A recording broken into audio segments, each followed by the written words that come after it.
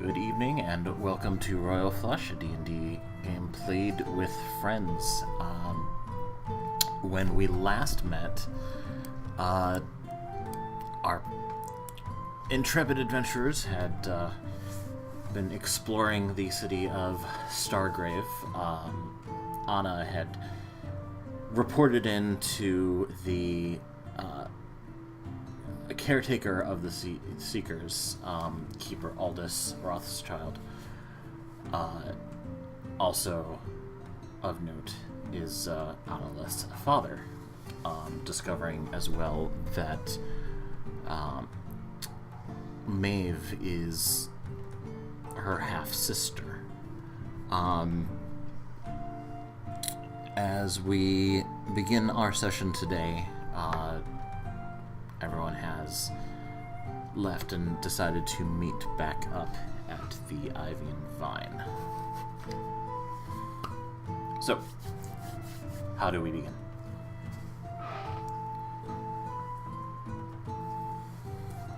So we're all back there?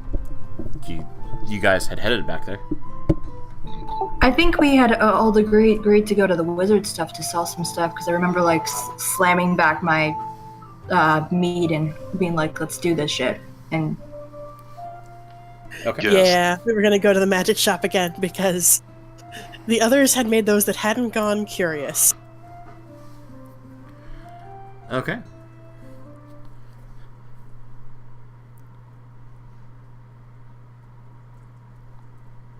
So yeah, I don't remember who all decided they wanted to go, but I remember slamming back and being like, yeah, I'm gonna go, and heading towards the door.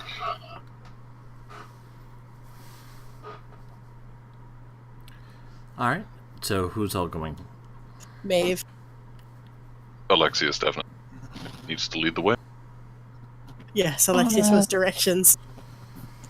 Anna would probably head there after she finished everything at the temple. Alright, you all head back to the magic shop, the one with the orange cauldron on the sign.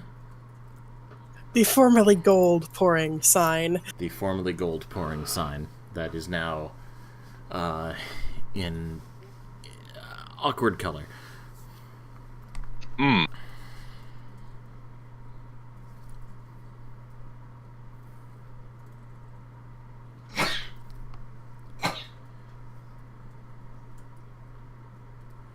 What are you doing? Going inside. Okay. You guys gotta tell me what you're doing. I can't just describe a scene. I can't just describe a scene and describe a location and then just like what's happening. Yeah. After taking a moment to observe the sign, Maeve looks around the store and almost immediately starts shaking her head. Behind the counter is, to some of you, the familiar face of a gnomish individual with a beard. Is sitting there counting his money. It's like, yes, hello. Who's here? Who? Yes, hi, what? Did I not promise you more business, good sir? You, in fact, did. Well, here it is. And he kind of sweeps his arms to the right. Ah, yes. Well, lovely people. How can I help you today?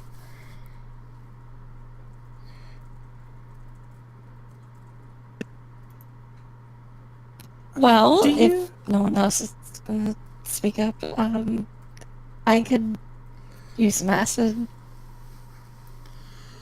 I'm sorry? Acid?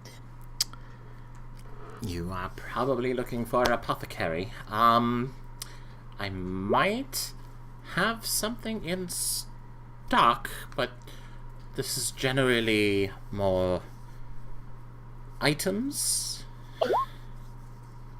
Oh. What are you what are you looking to use?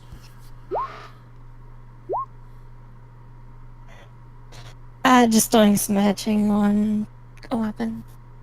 All right. Well, let me see. Let me look. He hops back behind the counter and starts rummaging through some vials that are clinking together.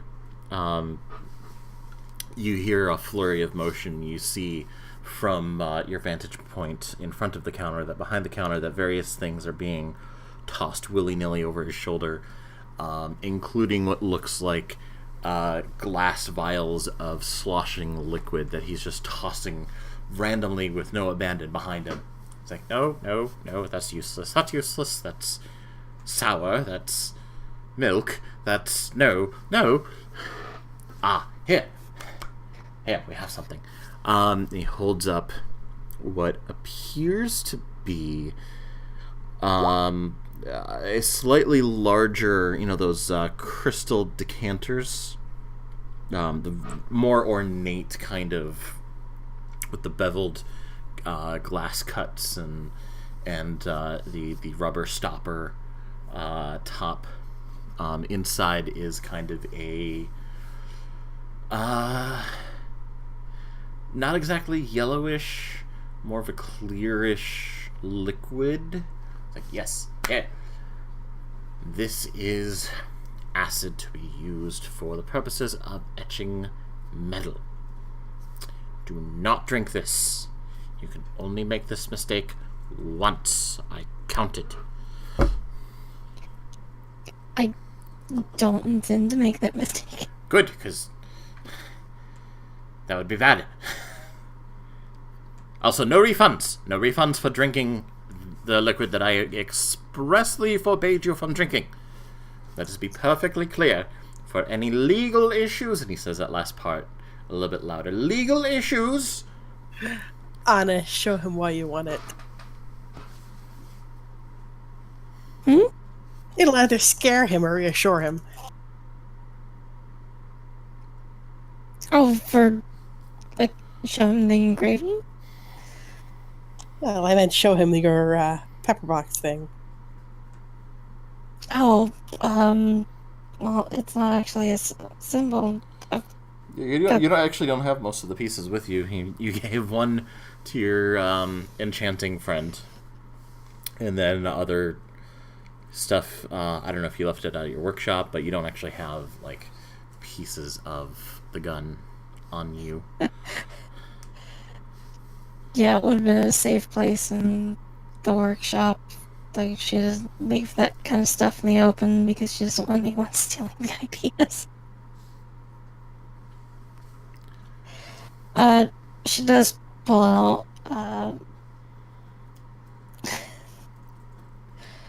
her other pistol, the completed one, and shows him the engraving on it.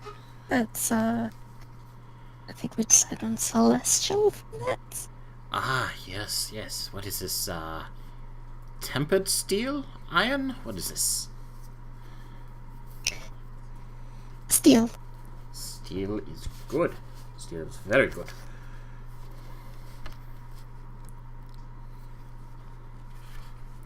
Well, this will do the job. It'll write well on the steel. Well, etch well.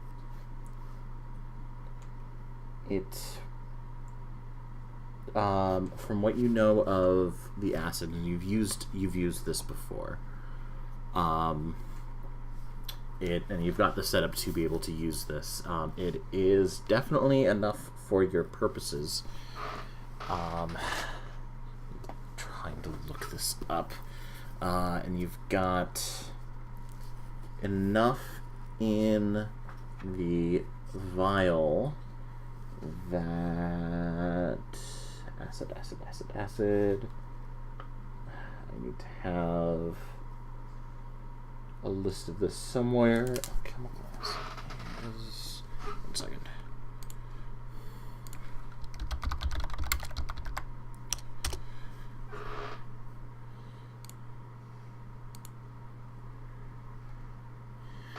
You could also throw this, if you wished, to splash the contents upon breaking the bottle onto something that you throw but that would then be just a one-time use of that, obviously. See, now I'm thinking about the whole drinking it thing, and since she's an assassin, maybe, I mean, that would be a really messy assassination, but... Generally. How much? Well, for this much, I would say 75 gold? It's dangerous and contains a warranty.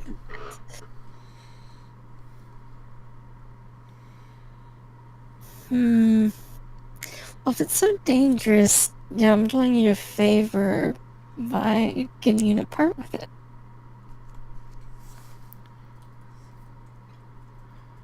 Make a persuasion roll with a disadvantage.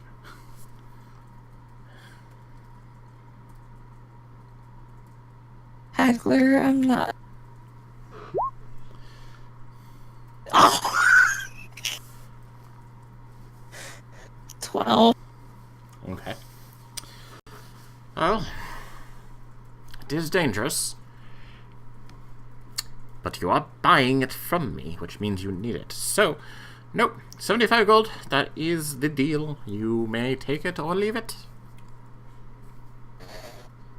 I'll take it. And I'll Wonderful. hand over the 75 gold.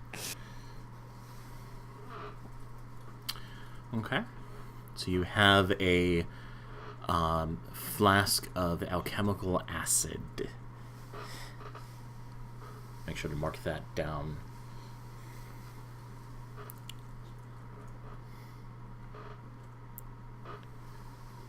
Done. Okay. What else? Do you do visual enchants on armor? I am not an enchanter. I am a salesman. I'm a merchant. Do you know someone then that could place an enchantment on armor to make it appear a different color? Possibly. What specifically are you looking for? She gestures at her vestments, specifically to make this flip between these colors and the other colors of my deity.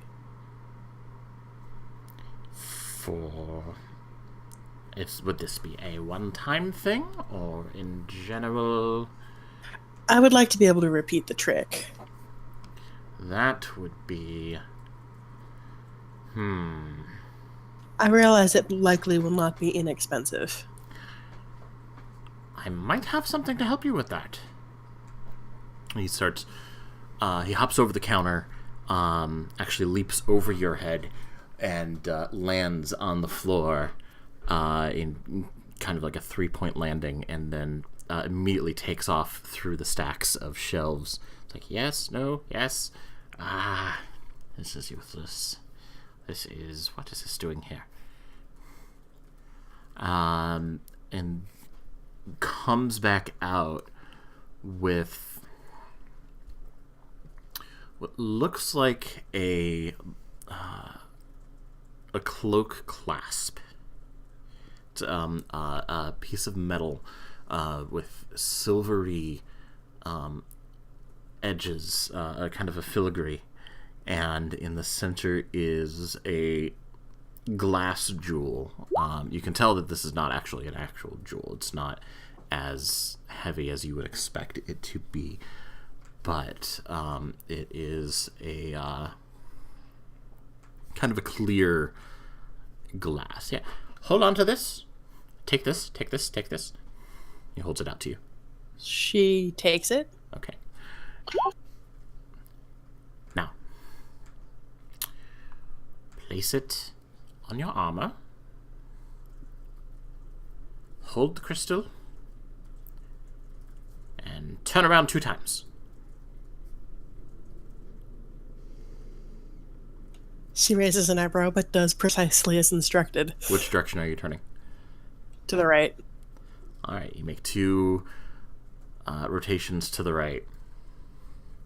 There's no change. Ah, yes. No, you did it wrong. Do it the other way. Feeling a little silly, she turns the other way twice.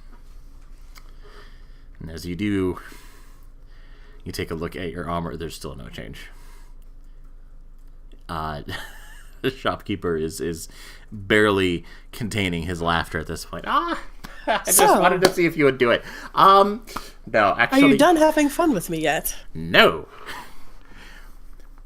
But I suppose that you actually want to see what this does. So, hold on to the gem. And think of a color. Any color.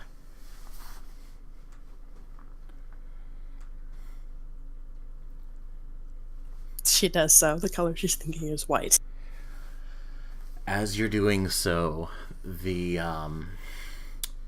jewel in the brooch changes from clear to a translucent white. It's kind of a milky white gem, almost a quartz kind of consistency.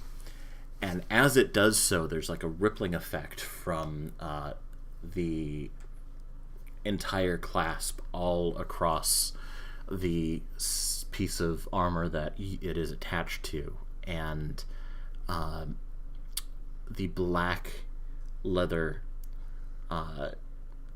kind of ripples into a white and goes all the way down. You find yourself in a resplendent white armor piece. Exactly the same armor, exactly the same as you were wearing before. It's just that the black pieces are now white.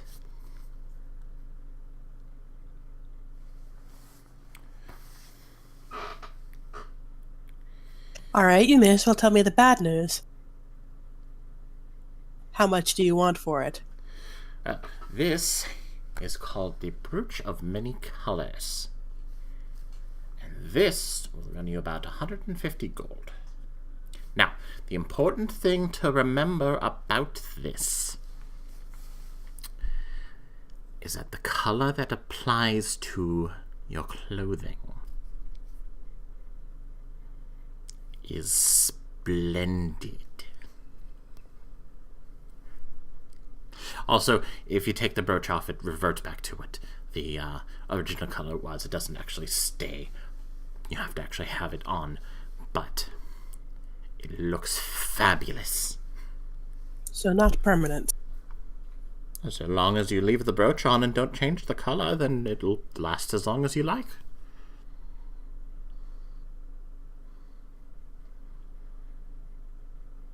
If you are looking to permanently change the color of your clothing, may I suggest a tailor or leatherworker who can dye it? I've spent enough gold enameling it. I like the idea of actually wearing my proper colors once in a while. Well, it sounds like this is what you're looking for. 150 gold. 125 at a promise of repeat business? 150 or I take it back.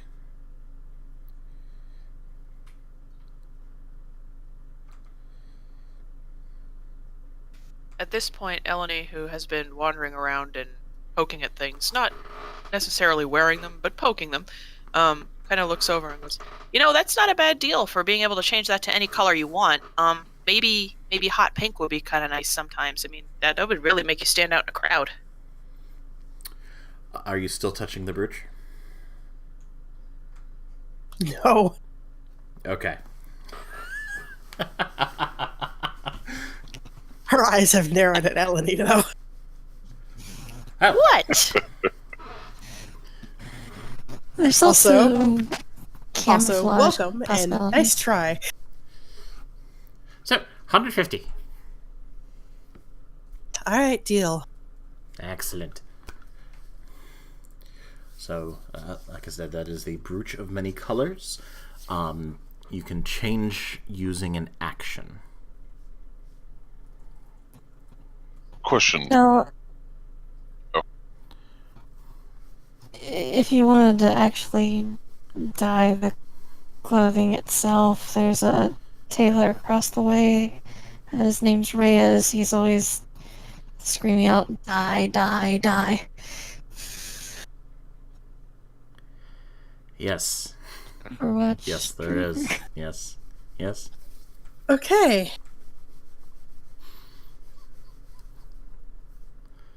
If I may, does it all have to be one color, or can one make patterns with it? Well, give it a shot. Lady Maeve?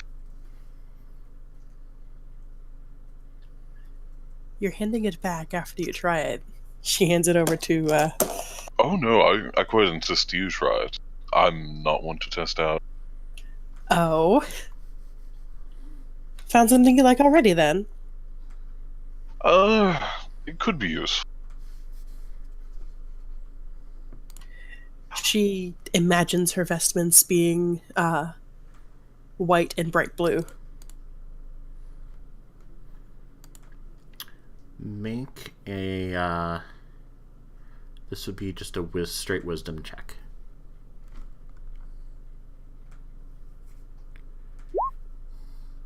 $19.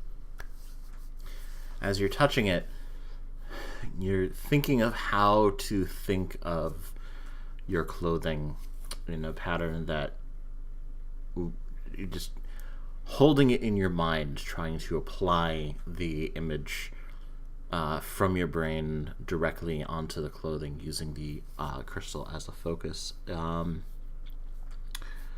And as such, you kind of figure out the trick to doing multiple colors. It doesn't change where the lines are, the stitching, or which strips are dyed differently, but it does match the image that you have in your head. Well, well. My good sir, how long until you have another of those available?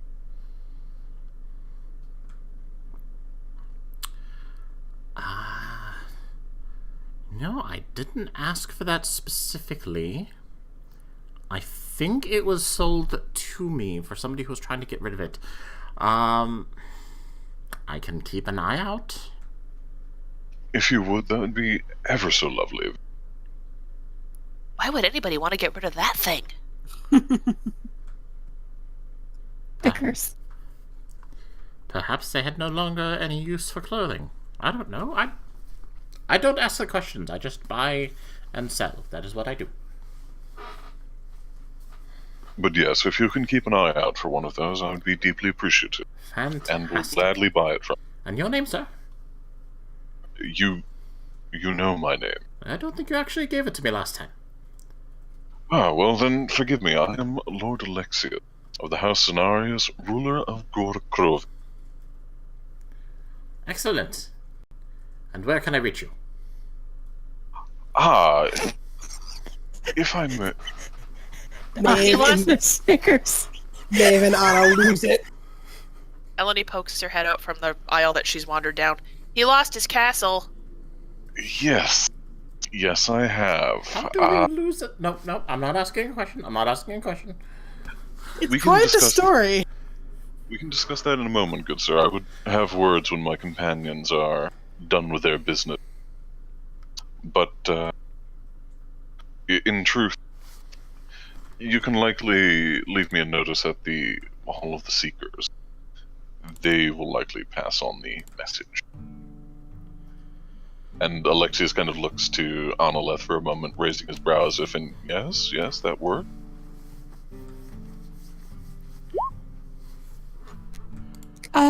Yeah.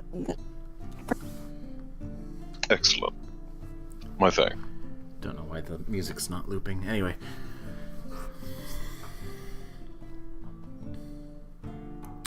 Certainly. Well, I will certainly send word. And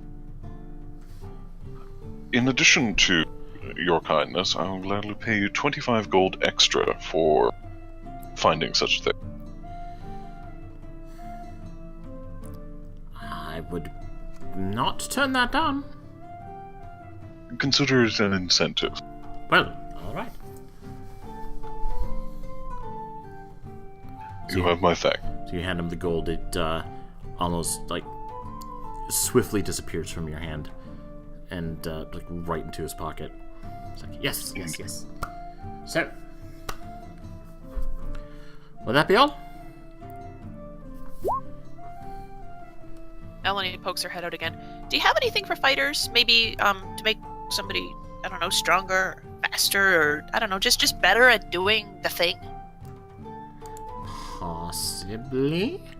What specifically are you looking for? I don't have very many potions, but there is a potion master across the city. I do have some here. I don't... got some other goods. I don't know. I mean, they said you had all kinds of magic things, and I don't really know much about any of this or why they're here, but all of this looks like a lot of fun, and they found some fun things, and maybe, I don't know, maybe you have something that you could, recommend, I guess? Well... If I might make a suggestion, do you have a decanter of endless ale or something similar? Ooh! That's a very specific item. You're free to look.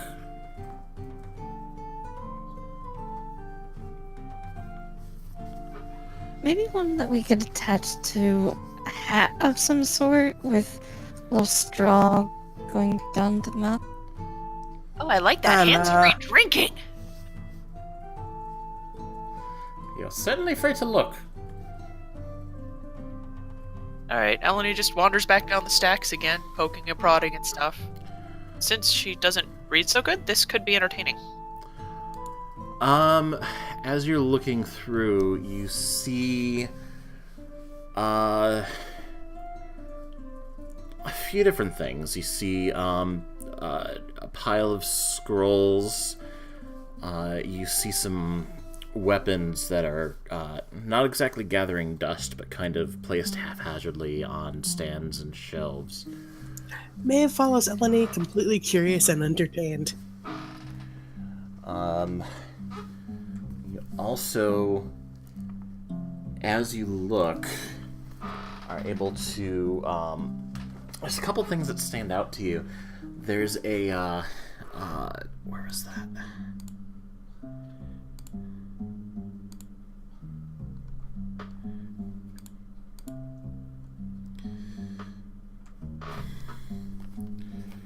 There's a potion on the shelf that kind of swirls and looks kind of like a goopy, sludgy mess.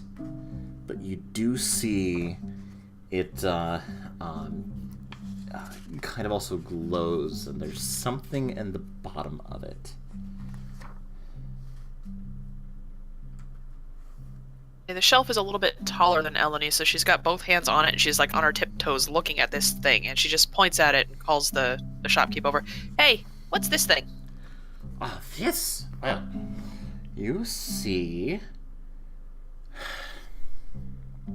This, this was given to me as part of a deal. They say that this was bottled in the plane of fire. This should be, and I'm pretty sure, this is a potion of fire breathing. And Eleni's eyes just light up. You take this potion, and you can breathe fire.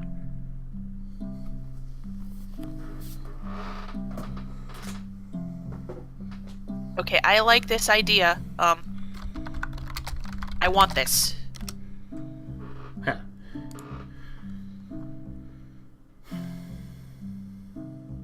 This is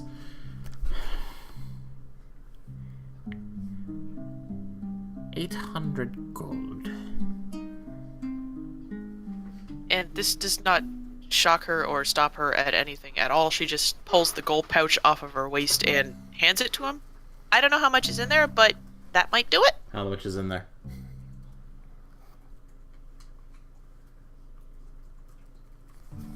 380. He looks and starts sorting through. This will get you about halfway there. Oh. Hate money. Guys? Forgive the unrelated, well, potentially related question, but is there an arena in the city? There is a, sort of. I mean, there are, training grounds for the city guard, and I think the Temple of Cord has a sparring circle? Are there any that permit wager? If you're looking for gambling, you want the Temple of Avandra. Ah. Wow. Alexius kind of turns and gestures to Eleni. I believe that might be your path. You are quite impressive with those fists of yours. You want me to pick fights for money? Not pick fight. Be volunteered for fights.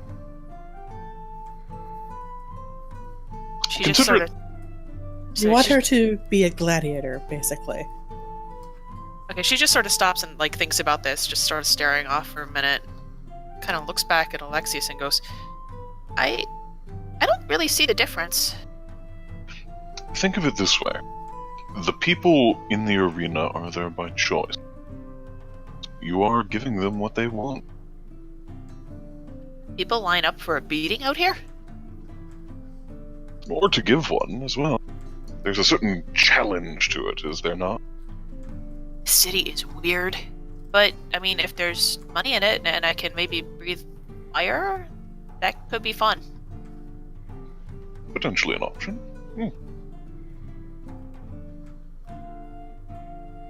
Eleni just points at the potion again. Can I come back for this later? If it's still around when you come back, certainly. What if someone left a deposit on it for her? What are you willing to leave? 50 gold. For 50 gold, I can hold it for 1 week. And the 50 gold comes back to the person who leaves it if you sell it after that. And you are? Maeve Amarth, priestess of the Raven, cleric of the Raven Queen. She smiles ever so sweetly. Well, I will certainly send the bill there.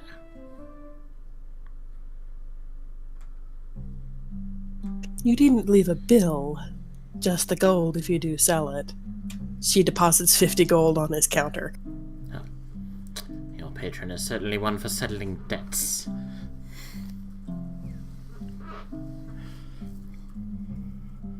Eleni is still not sure exactly what's gone on financially here, so she just has left her money pouch with the guy who runs the shop. So somebody might want to do something about that. Oh, he hands it Maybe back. because she doesn't care.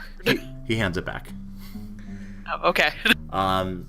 He heads back around the counter and starts scribbling out a note. But alright, 50 gold, Maeve, A-M-A-R... A-M-A-R-T-H-E. T-H-E... 50 gold. Alright. If I am not in town, you can leave it in the care of Alessa. Certainly.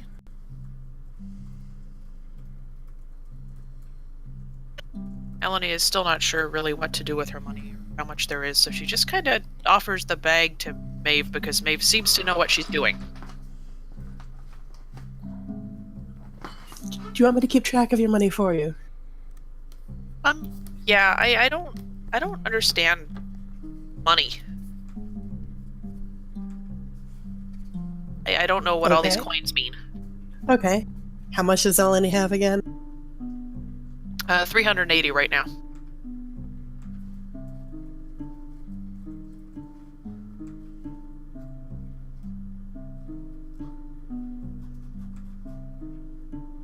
Maeve takes it, sticks it in one of her pockets, and I'll track your gold for you. I mean, I'll still keep track of the number, but if it comes up, I'll let you know how much is there. Whatever. Whatever works for you. Maeve has no problems looking out for whoever is traveling with her.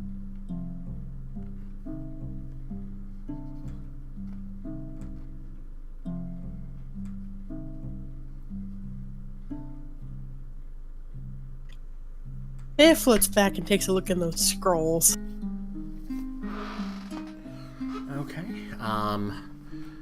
Give me an Arcana check.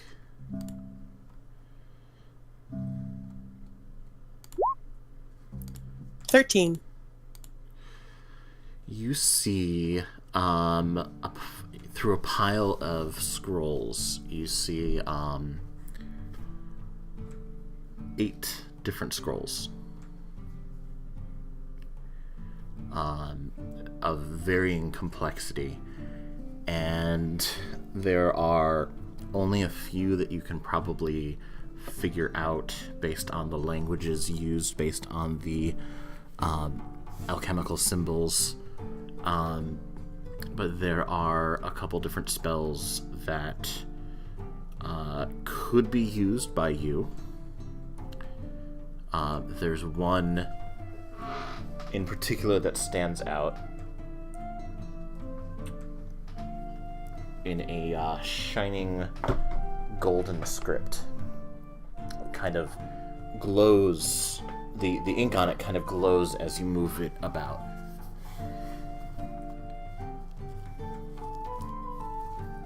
What sort of scroll is it? This is a scroll.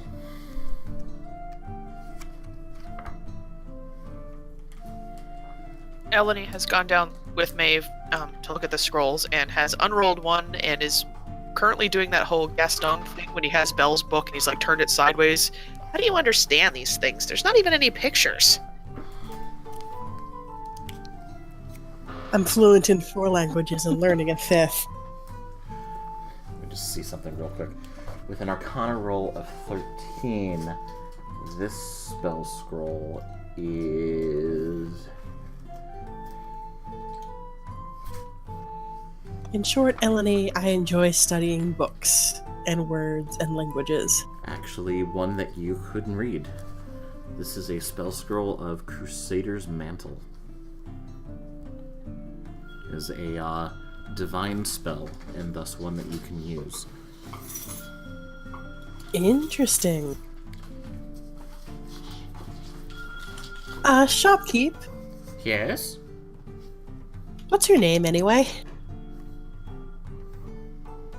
My name is unimportant. Alexius, do you happen to know his name? Salmon.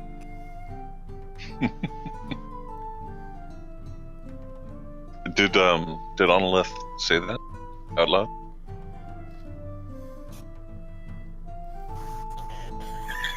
Sure. Yeah. You take all the fun out of it. Yes, my name is Sanin. Alright, how much might it be for this scroll? She holds up the one that's of interest. That... And he reaches out, and as he reaches out to grab it, his eyes flash silver. Oh.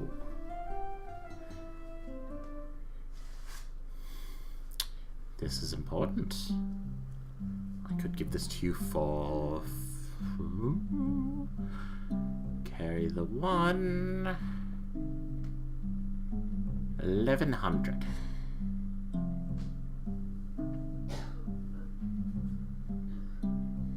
Out of character question, would she know if that's fair or not? Do you have access to 3rd level spells? Not yet. You know that it's currently something that's outside of your reach, so you know that it's definitely more powerful than you're used to. If you still have it when I have that much, I'll be back. She returns to the shelf. Would you like to place another deposit? Eleni will more likely get the gold for her potion than I will for this for a while.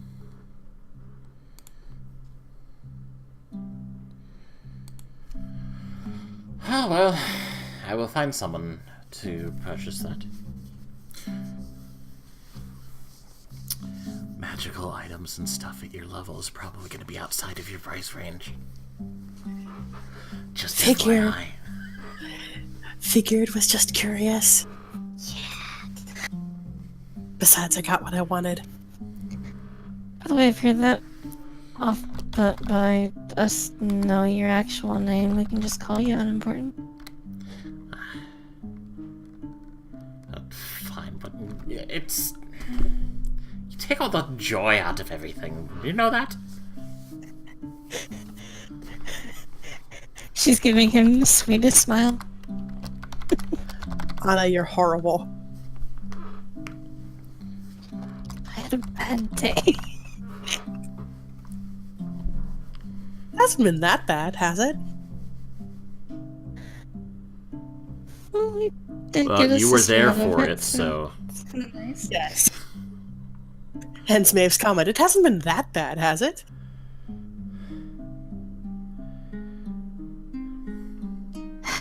It's just one more Christmas card, you know? Maeve rolls her eyes. I actually found what I was looking for when I came here, so...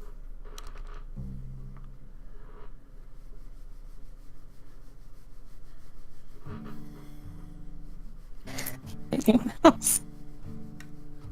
Since Eleni has found out that potion's out of her reach financially, she's kind of done here too, and the scrolls have just kind of made it worse, because now it's just a pile of junk writing she doesn't understand. She's kind of frustrated.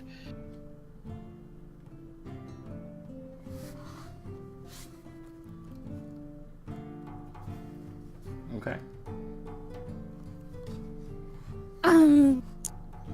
Mysterious shopkeep. We do have one other inquiry. What do you know of demonic teleportation spells, I guess?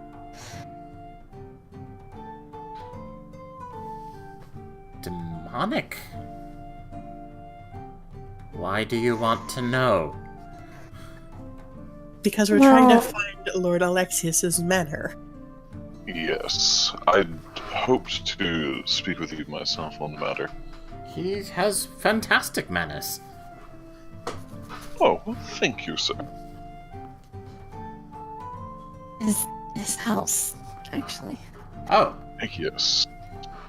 Due to the machinations of what can only presume to be some sort of devil or demon,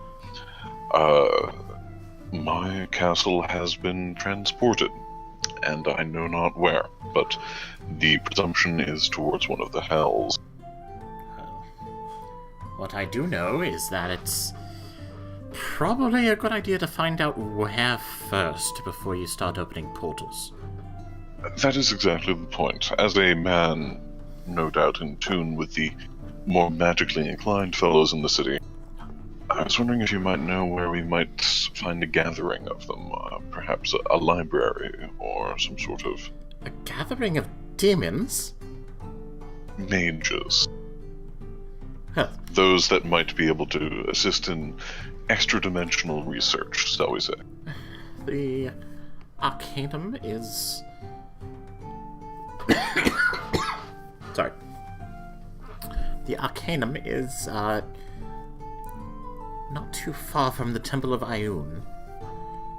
But I do know that they don't usually take walk-up appointments. You may need to schedule something. I could send word. Would you be able to? I would be deeply appreciative of any help you might offer. It might take some time, but I could send word to the right people and see what we could do. At the risk of asking over much of you, would you also be able to write a letter of introduction? I had assumed that was part of the setting up. Thank you, and I do appreciate it. Mentioning that it's magic users as well who are interested might be of use. I will certainly include that. Well, it may take some time, but I will send word to the Temple of Arathis, same as before.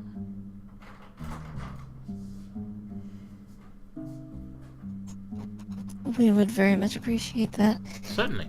And also, if you've heard of or you hear anything about either red domes or disappearing buildings, you let us know about that too. Just any rumors you might hear. I will keep an ear out. He's looking at you all kind of shiftily, but I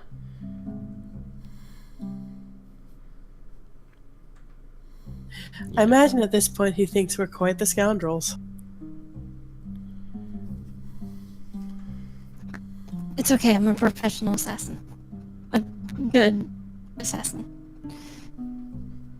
Well, I am good at assassinating, but I mean... Anna, I don't think that's helping. make a persuasion roll.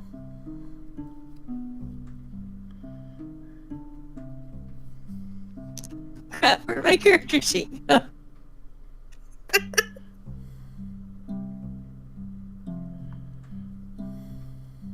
I'm a good assassin. Oh. Goddess, here we go. Natural 20. I'm a very good assassin. He nods and says, well, Seeker, I will keep an eye out for you. But please, don't go spreading these rumors around, alright? I have a reputation to maintain. I am very discreet and Business to run. excellent. All of that, yes. I don't give up my sources or my allies.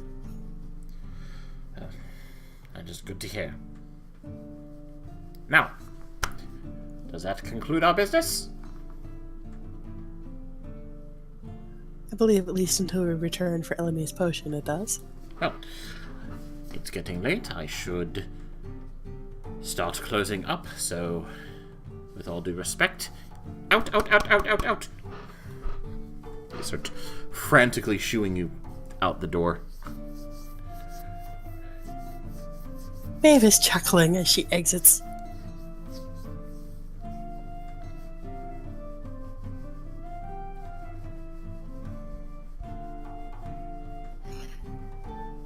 On her way out, Anna's going to jokingly go, "Little magic hats." Go out! I need to close up. Come back later with money.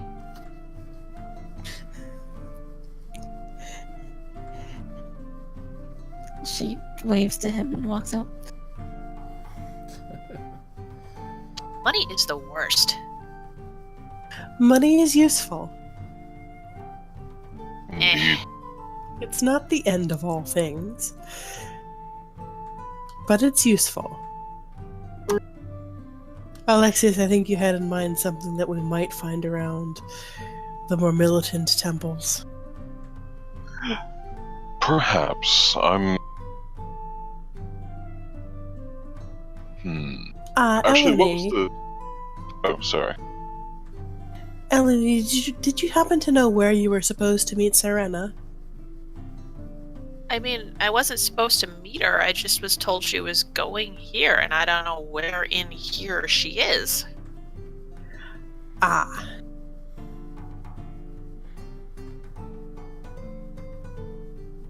She just said last time she was at the temple that she was coming this way.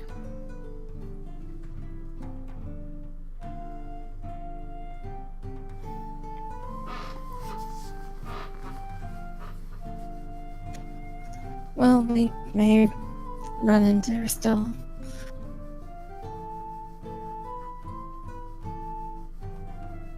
I mean, for sure, this city can't be that big, right? Big enough that we might also easily miss her. Oh.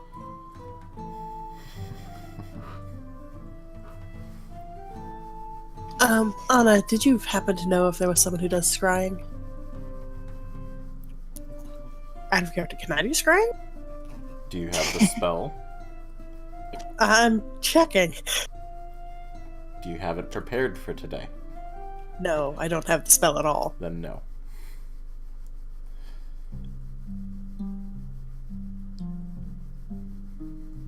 Maeve looks at Alexius. You're an arcane magic-y type. I am. You lot can do scrying.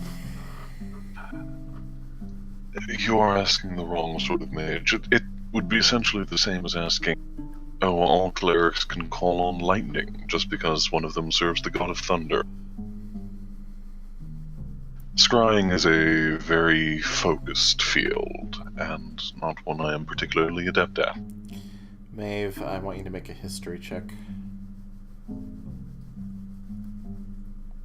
With advantage, because you know the person.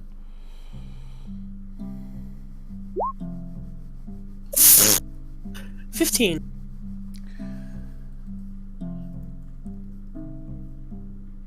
The person in question was a member of your mother's old adventuring band. Perhaps the clue to places she might be in the city would relate to that.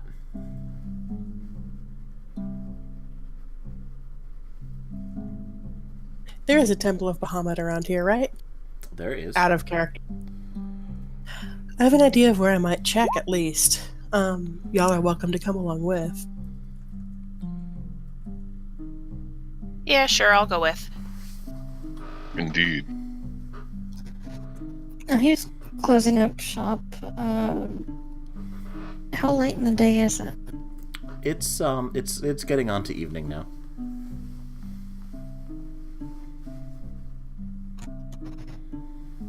You guys have been out and about for a while. Go there now or wait until morning? If we check now, we can also leave word. That's true. And if not, Eleni, I'm certain Aunt Serena wouldn't mind meeting me again.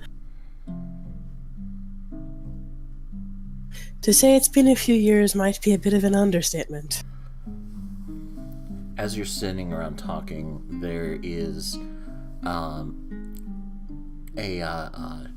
younger halfling girl running up. She's dressed as a servant to the Temple of Arathis. And she starts heading towards you, huffing and puffing as she's running up. Seeker, yes. Word for you.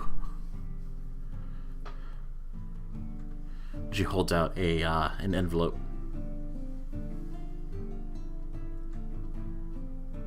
Anna takes the envelope and gives her a silver piece. Thank you, my lady. This was not terribly urgent, but the keeper bade me to forward it as fast as possible. Thank you. You're doing good work.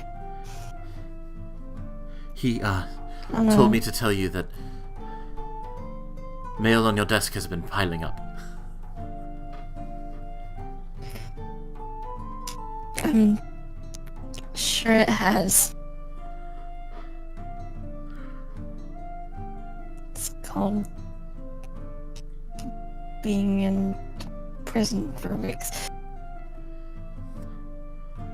You were in Yes, prison? of course. And the halfling takes a moment to catch her breath and then starts running back to the temple. You know, you can walk back. She's already gone. She opens the letter and reads it.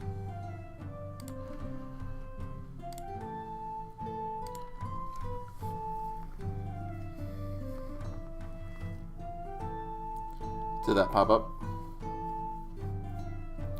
Yeah. Okay. So you take the letter and you open it and you read it.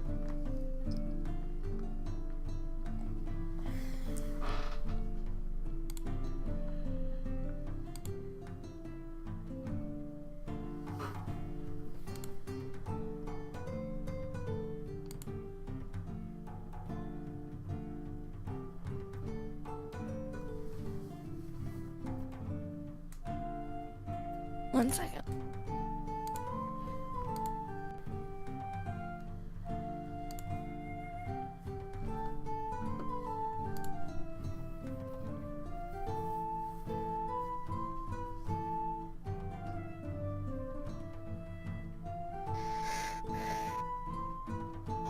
Well, she kind of folds the letter, trying to regain composure. Composure from what?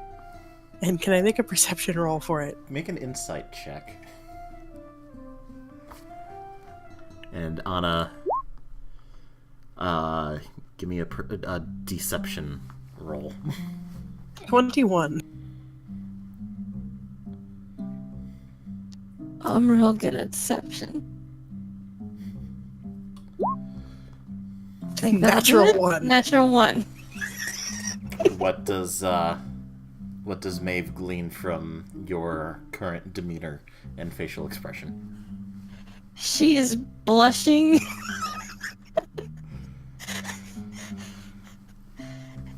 And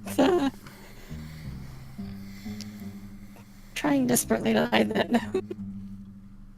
Amused raised eyebrow. We'll talk later, yeah?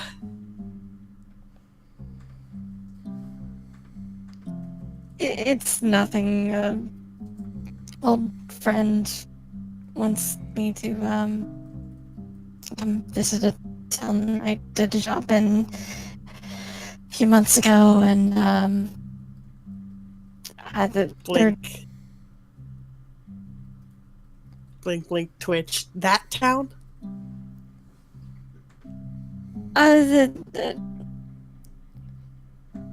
Not the one that you and I were in. This is one that just I was in. I kind of overthrew a corrupt king who was posing as a god, and Oh, just casual regicide. Nothing really worth discussing. Just a technically it was just a friend, huh? technically they charged me with deicide, given that they saw him as god. So Mm-hmm. Just a friend, just huh? girl stuff.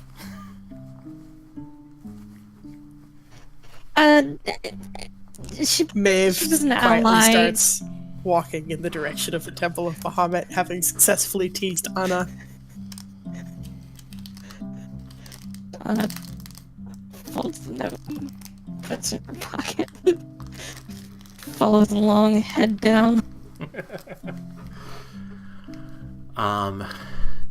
The Temple of Bahamut is almost diametrically opposed to the Grove of the Raven Queen, and it takes you a little bit to get to. The city is fairly large, and you really kind of get there right as the sun is setting. The temple to Bahamut is kind of this shining metal structure, kind of half like a keep and half a chapel. It looks like it could be used to stage defensive positions throughout the city, if necessary. There are shields and training dummies in the shape of scales, painted not quite silver, but kind of like an iridescent, like an opalescent silvery color. The closest color that paints can match to how people would describe the Platinum Dragon.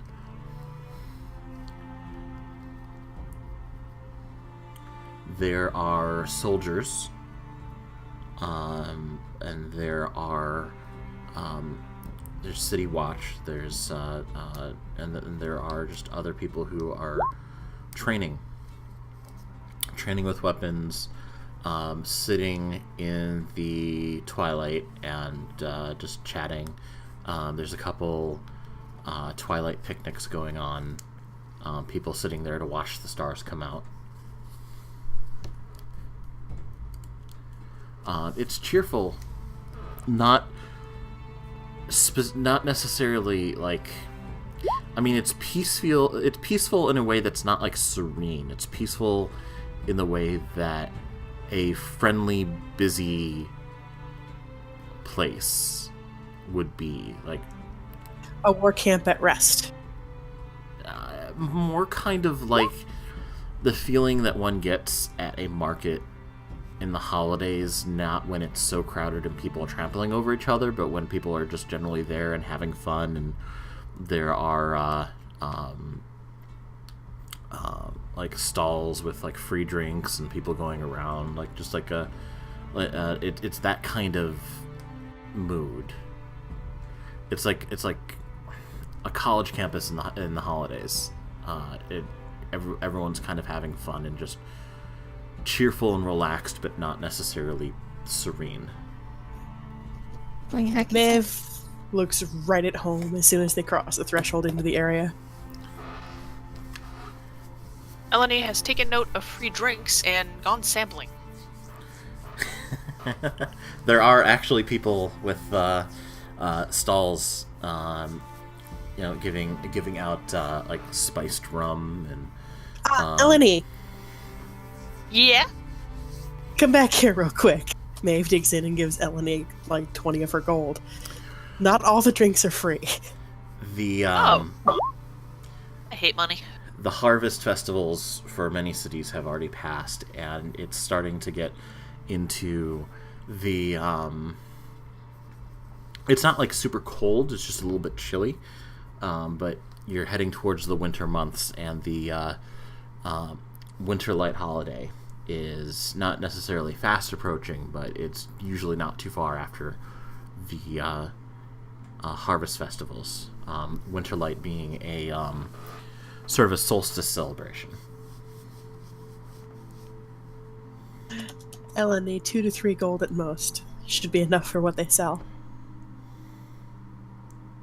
She just sort of looks at whatever's in her hand and shrugs and wanders off. It's her money, and, well, she likes to drink. 20 gold could probably get like 10 Goliaths toasted. Not underestimating the monk. Because she'd be passing familiar, Maeve does look for someone who is in some sort of authority in the area. Of authority? Okay. Just a priest, a member of someone who belongs to the temple. You see a few people who might match that description. You know that the followers of Bahamut are varied.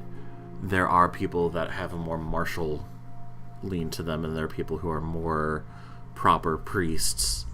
But you see what looks like a small gathering of off-duty. They almost look like Talons, except they're more uniform. Close enough. She heads for them. Okay. You see a pair of Dragonborn, a male and a female, an elf male, and a what looks like an older halfling woman, all in less armor and more just kind of a uniform. What's the proper word? Not bunting, but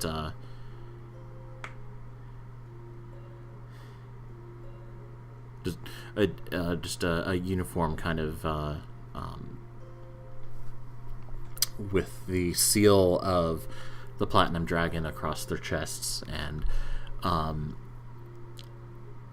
of them are holding weapons, relaxed, just holding them to be near them, and some of them have their weapons off on the ground not too far away.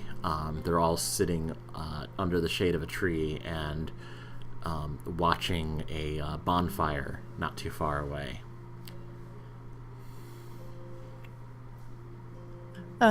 Pardon, can I have a moment of your time? The halfling woman looks up and is like, yes? Someone I know might have wandered through here recently, and she'd have been likely to have stopped by the temple. I just wondered offhand if you happened to have known if she had or not. Who are you looking for, child?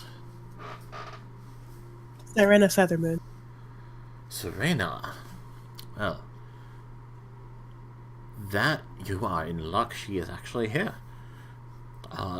You, and she points off to the one of the Dragonborns, like, you know Serena, don't you?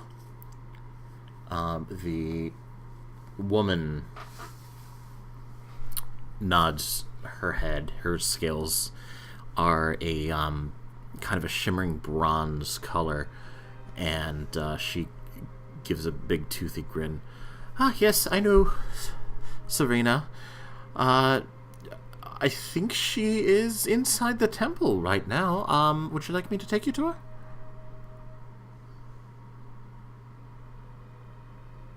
Fortunate indeed. I wouldn't mind. I do have a friend who was looking for her. If you don't mind giving me one moment to go grab her. Sure, take your time. Thank you so much.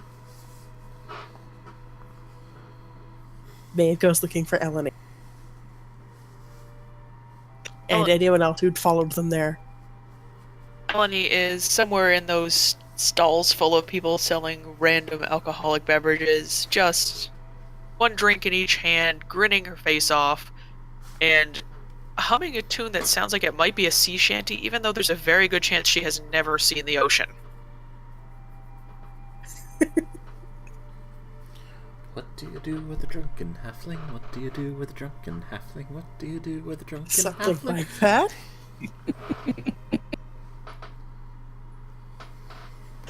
Eleni, I found someone who knows Serena, and she's actually inside if you're interested. Yes. If you're not, it can wait, and I can have her meet you later. No, interested, definitely interested.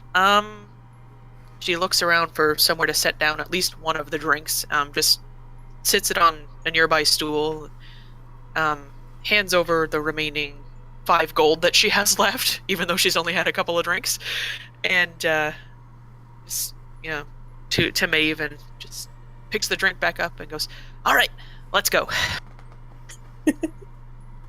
Did Maeve happen across anyone else along the way? Anna, Charva, Alexius? You guys followed us there or no? Would depend on the rest, honestly.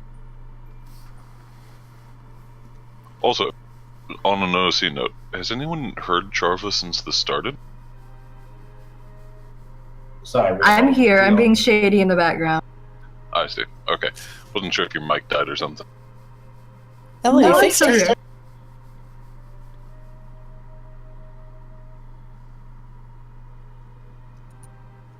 Anna's along. She's just kind of hanging back and following me.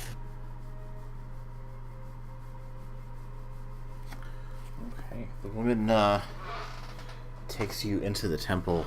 The Temple of Bahamut is on the inside what you would expect from the outside. There are the sections that look like barracks and what looks like an armorer, but there's also sections of there's some gardens on the inside. There's some terrariums.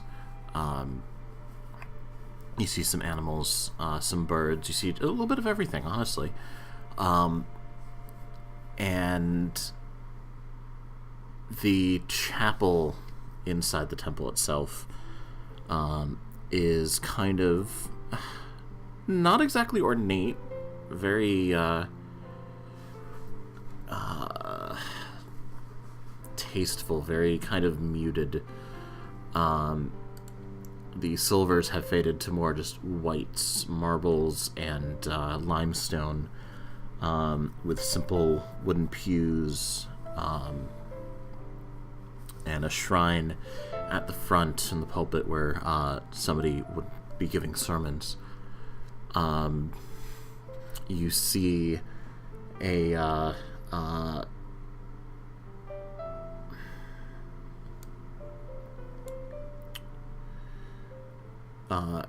copper-scaled dragonborn woman wearing sort of similar clothing to Eleni. Kind of a half robe draped across one shoulder.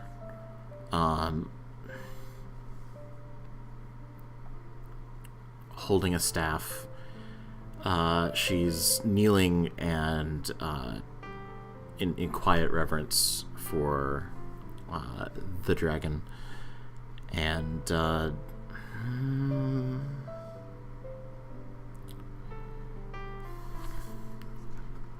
one second.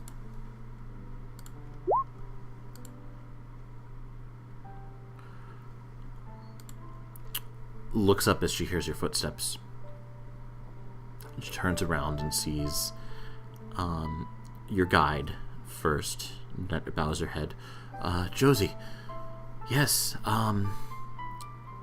thank you for taking me in on such short notice again. I really appreciate it.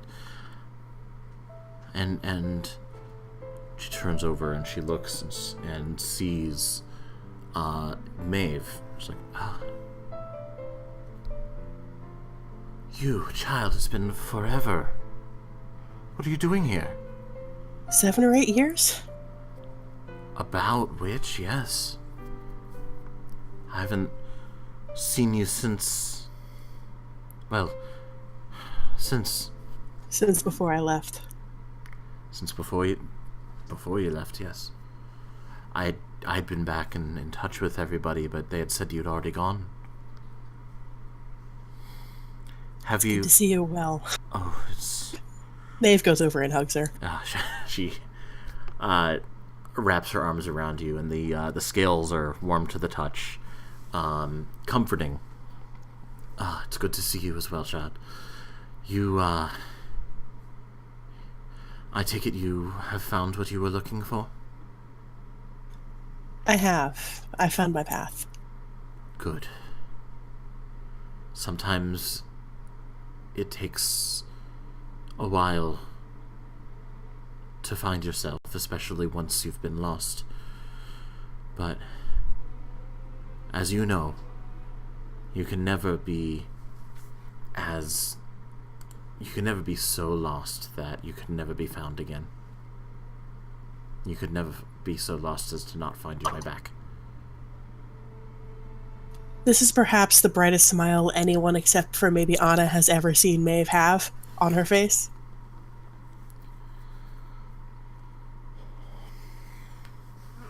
And she looks over at everybody. Who are your friends? And her eyes rest on Eleni. Ah, sister. Eleni is just beaming as well, like she's in the presence of what she considers a major hero. Eleni's actually why I wound up here today. I recognize your clothing. I don't recognize the face, but you are a sister of the copper as well, are you not? And Eleni just, like, nods. She's got both of her drinks, but they're kind of starting to sag a little bit while she's in reverence, so she might be spilling some on the floor. Yes. Well, it's good to see friends from all my circles of my travels all in one place. It's a small world sometimes, is it not? Smaller than you'd think. The one behind her with short black hair is Anna Leth. I learned just this morning she's my half-sister. Half? But your mother didn't... Oh. Not mother. I'm sorry, child. We had actually been friends before that, so it's been interesting. That's a story that I would love to hear sometime. There are several. Would do the lot of you proud with some of your stories from the war bands. Oh, well... I certainly have stories. Of all the stories that I have, they are certainly ones that exist. Something about getting Logos and Ariana drunk one night. Oh. Who told you that one?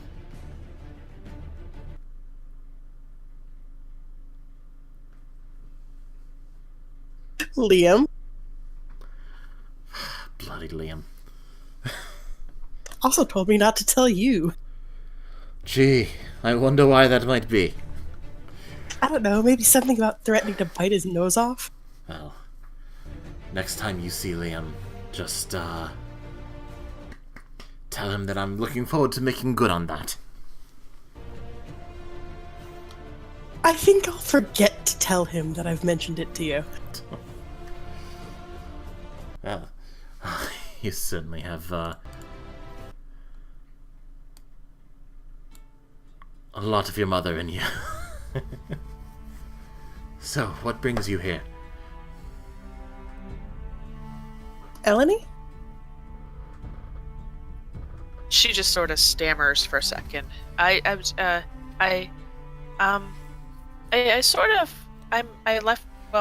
still part of, okay, let me back up. I want to be an adventurer. I want to do great things, and I know you did great things, and I hoped that maybe you could help me find great things to do. The greatest of all things is to live life. You should know that as well as I do. And she just sort of looks a little on the confused side. I was hoping for something, I don't know, maybe directions, because I want to prove, and she just holds up the alcohol in both hands. The monks up at the order, they don't do this so much. They don't do this, the drinking, and I do. And I found out that it's really good for fighting, and I can do really different things if I'm drinking than I can if I'm not. And I want to prove to them that this is an okay thing to do, and I'm not sure how. Well, there are always... I think this is a bit beyond me. I think you are finding your own path, and I think as long as you believe it is a good path, and as long as you take care to do good things with it. Alcohol is not something to take lightly, but is also not something to demonize as well. So Moderation, I suppose, is the watchword.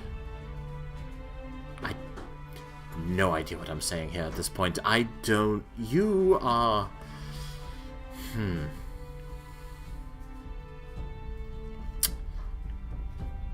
Start small. That's my advice. Eleni just looks at herself and then looks back up at Serena and just sort of shrugs. I mean in what you do. I apologize, child.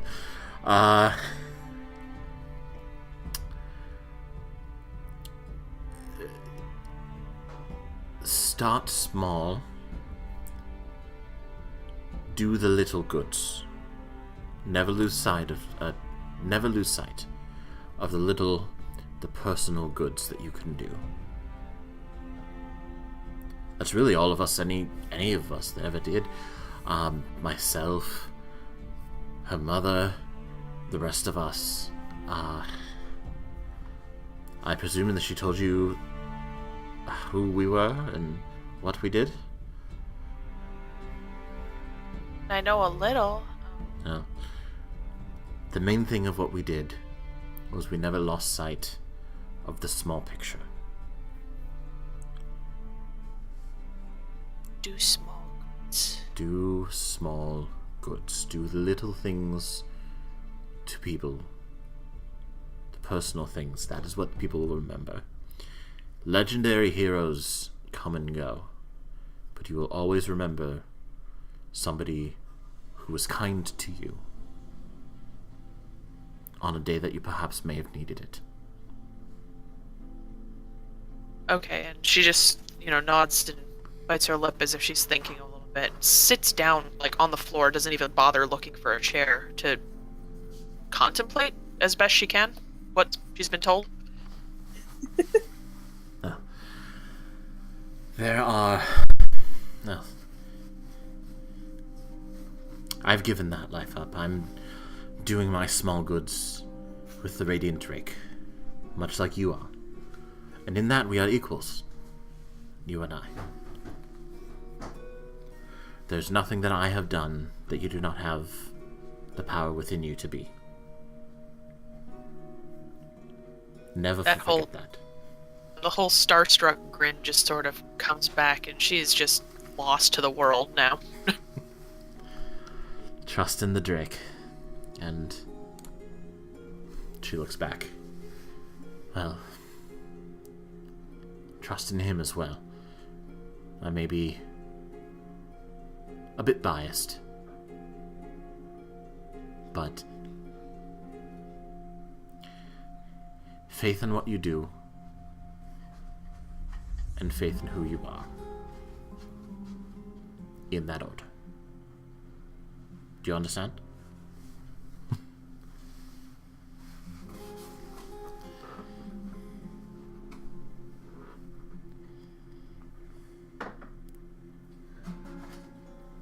Eleni just nods.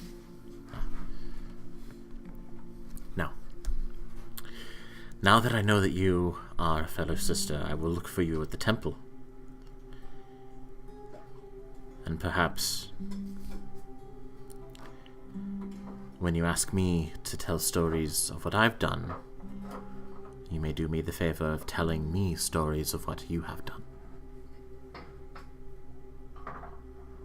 She looks a little crestfallen when the temple's mentioned. I might not be back there for a while. Oh, neither will I. But as with all things, the temple is what you bring with you. I will be here for the foreseeable future. And perhaps our paths will pass again with this one, and she points to Maeve again. Fate always tends to wind itself around her family. I'm sure our paths will cross again. Eleni just nods a little bit, kind of looks at Maeve, curious about that fate comment, but sort of lets it pass and just ponders what she's been told, sitting on the floor still.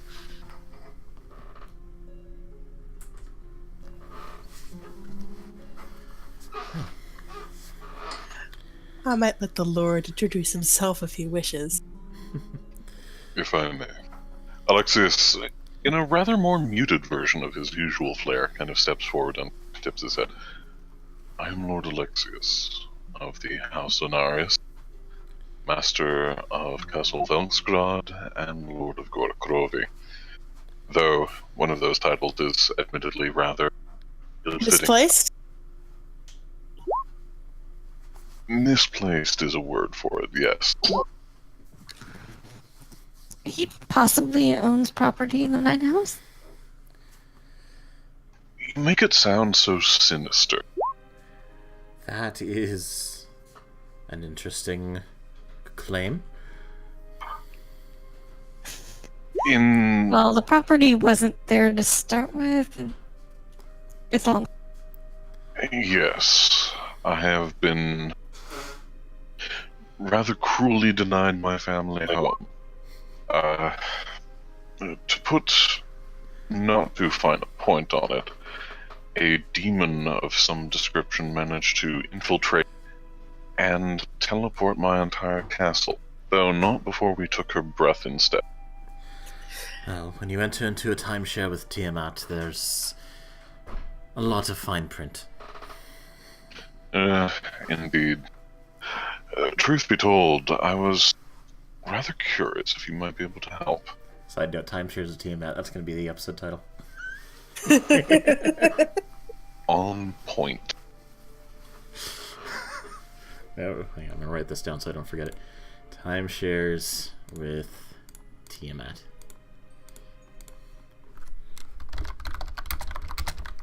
Okay. To be fair, what will be occupying us for a while is figuring out where it went. Indeed.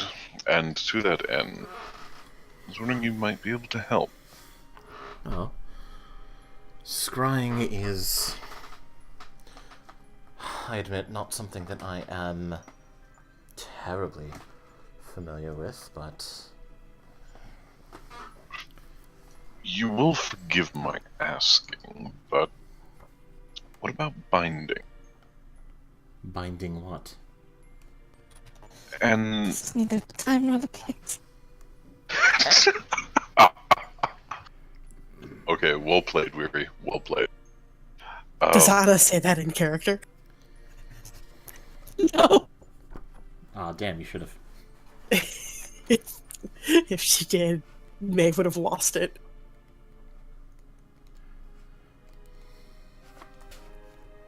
Second.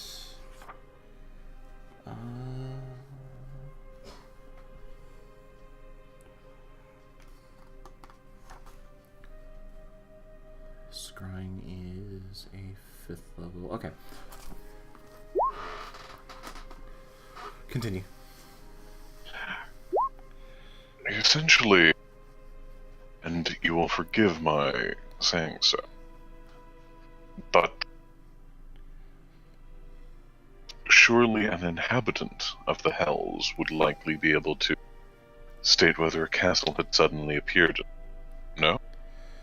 You wish to summon a fiend to ask it questions? Not necessarily summon. I imagine there are a few that need dealt with. The Nine Hells are large,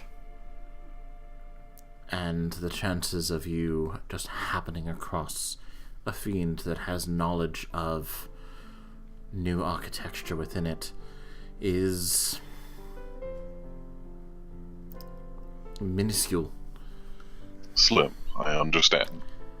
I wish you luck in that venture as well, I suppose. I don't understand what I have to do with that. Well, a woman of your countenance and ability. I'm an old woman who's sitting in a room mourning her lost friends. I don't think my countenance has anything to do with that. Your knowledge, then. My knowledge is specialized. Always has been. In which particular field, if you would forgive the curiosity? I'm sorry, is this really... Alexius. Apologies. I am simply... I am a man devoid of both house and home. You can understand that my social graces, perhaps, have been somewhat lacking. I understand that all too well. I am not what I was, and what I was a weapon of war. Nothing more, nothing less. And what I am now is merely an old woman trying to find her way. Then, whilst I would hate to trouble you, would you be able to direct us in a way that might be able to aid us in that regard? To finding a fiend that may or may not have knowledge. Not necessarily a fiend.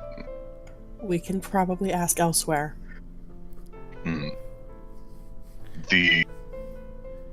Whether it's a fiend or a wizard skilled in scrying anything, we are rather bereft of leads.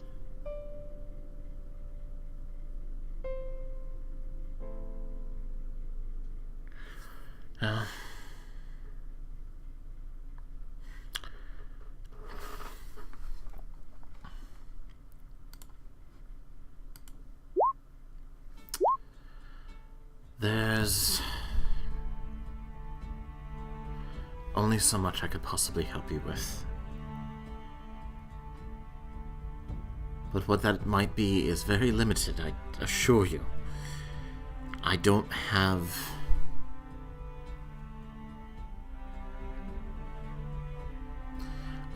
the resources or the focus that I once did. But...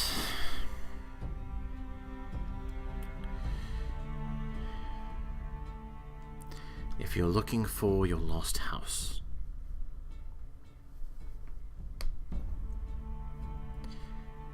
you may wish to start by investigating the type of demons that took it. That might tell you where in the Nine Hells to look. Although if they took your house, and only your house, your attentions may just be focused in the wrong direction, in which case, I know a carpenter. Well, that would be lovely, except they also took the land that the house was on. Luxus kind of smiles faintly. If you're lord of an entire region, I'm sure you could build a house about 10 feet to the left. No doubt, but... She has a very good point. Indeed. Why didn't you do that? More than Because a castle is a very expensive thing, and it also happens to have, well, frankly, some sentimental value. Well, we've all lost things that are close to us. And Well, she that gives a we have. knowing look at Maeve. Beyond that, Yes. I'm not entirely certain that I can help. Still, I do appreciate what help you have offered. And any friend to Maeve, and indeed to Miss Eleni down here, is a friend of mine. If I may help in any way, you have but to ask. I'm perfectly fine where I am, but thank you.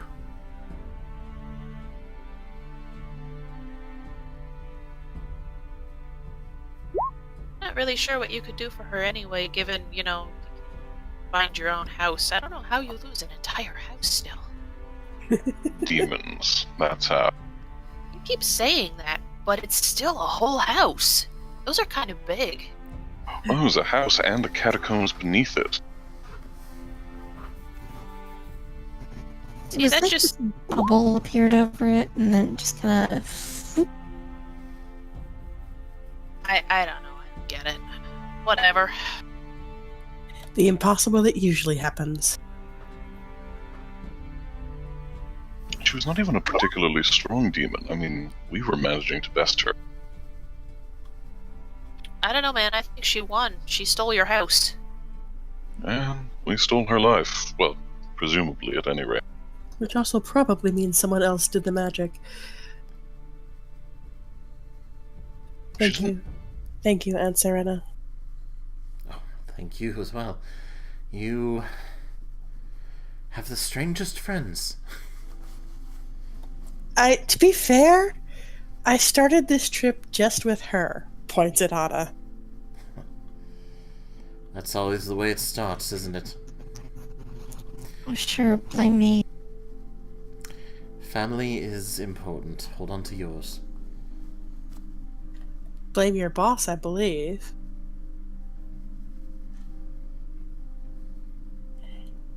It is, and I'll try to not be a stranger. As I said, I'll be here for a short period of time. The foreseeable future, at least. But it is always good to see you. We're staying at insert name of what inn were we staying at again? Out of character? The Ivy and Vine, I think. We're staying at the Ivy and Vine. I'll be sure to stop by here before we leave town. I would appreciate that.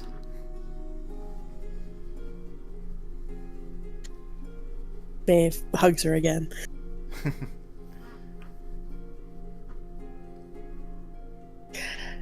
I followed a bit of what you did.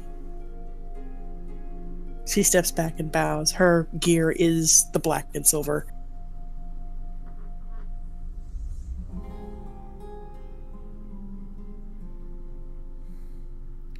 Eleni stands up finally and brushes her hands off, picks up the one empty glass that she has, and then looks at the other one, which she hasn't actually drank from yet, and just sort of sit on a nearby table and pushes it towards Serena, and just, offers her the standard formal monk bow, and then just does a little wave and sort of wanders towards the door.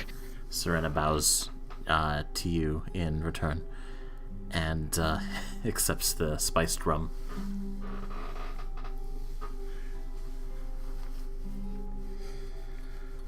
Well, where to? Back to the inn, I guess? What was the temple that had the gambling? The Temple of Avandra. Avandra. One of you has actually been there already.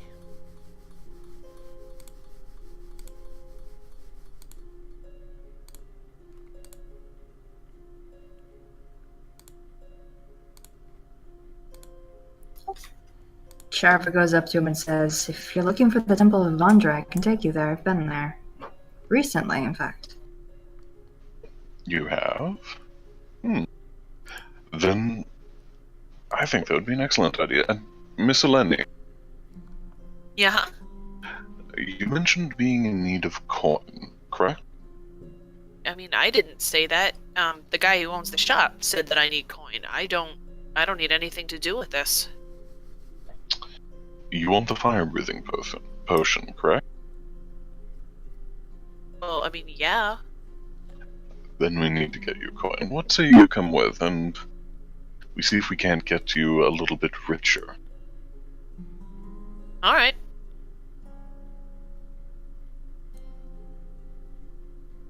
I guess that means I'll be following too, since I'm holding your money.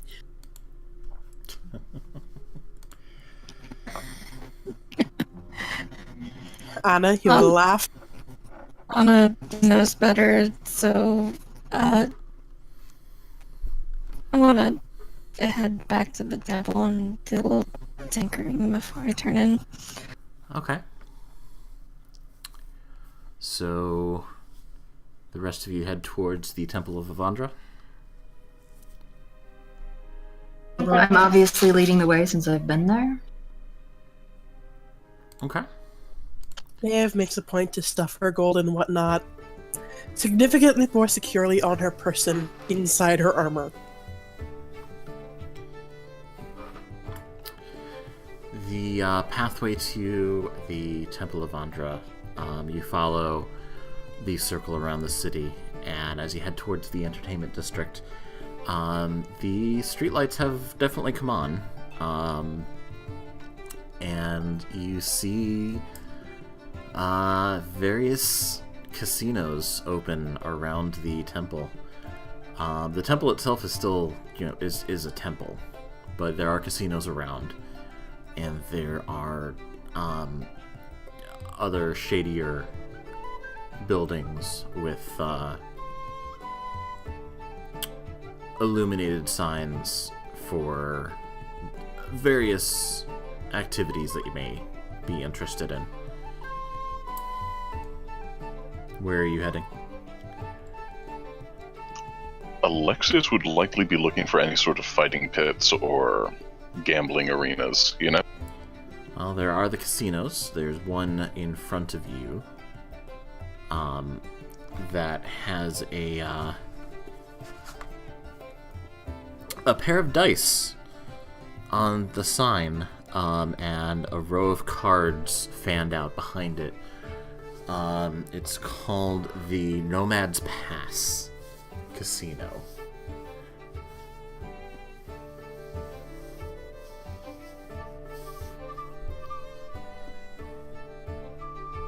I'd go first.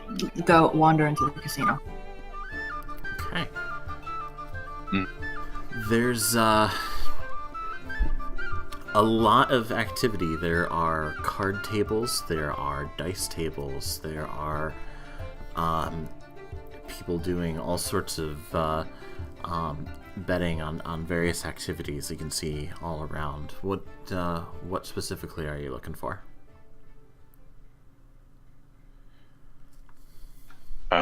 Specifically if there's any sort of any place where one can wager on fights. To wager on fights. Okay. There is what looks to be a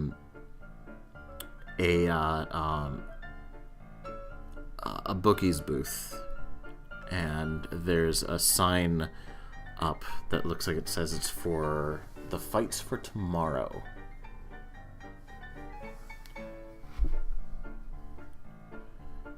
There's a list of names of fighters and odds posted next to each of them, similar to how if you were to bet on horses at the racetrack. There's a little crowd clustered around, but for the most part, it looks like you could head right up and talk to somebody. Alexis would actually move over to step. Okay. You head up, and behind the counter, there's a wire mesh screen where you could pass coins through, but not like a fist or weapons. Most weapons. And behind which is a half-elf gentleman, a little bit older, with a transparent or translucent visor on his head. He looks up. Ah, yes. Hello. Are you here to place a bet? We've got a lovely batch of combatants in the ring tomorrow. Really now? And where are these fought? Where are these battles fought? Oh, there's an arena in the center of the city. I see. Are they accepting new fighters? Do you know? Well, the waiting list is rather extensive, but if you, for the right price, could get you on to a list for 3 days from now? Well, you see, I happen to have a rather unique fighter. And he kind of turns and he gestures for Eleni to step forward. She's never been in a casino before, so she's kind of, wandered off and looking at all the lights and stuff, and finally gets caught by Alexi's attention grab and meanders up to the counter, and it doesn't clear the counter, so all the guy on the other side can probably see of her when she gets up there is just her waving hello with an outstretched hand. He leans over, leans upwards at the very least, and says, "Ah, yes. Well, where were you trained?" I trained at the Order of the Radiant Drake. Oh, that's not a gym that I'm familiar with. But she is... Oh, go ahead. Is it here in town? It's not a gym. It's a monastery up in the mountains, way up actually. Quite a walk from here. Oh, and you do much gladiatorial combat? I fight, if that's what you're asking. How are you with a pike and a shield? No, thank you. What you are seeing here, good sir, is the finest pugilist in all of the land. And I would pit her against any fighter you choose. She just backs up and puts her hands on her hips. She has no idea what the word pugilist means, but she assumes this whole thing is good. What's your stage name? Name's Eleni. Oh, no. Your stage name. Perhaps Eleni, the Bullet Breaker.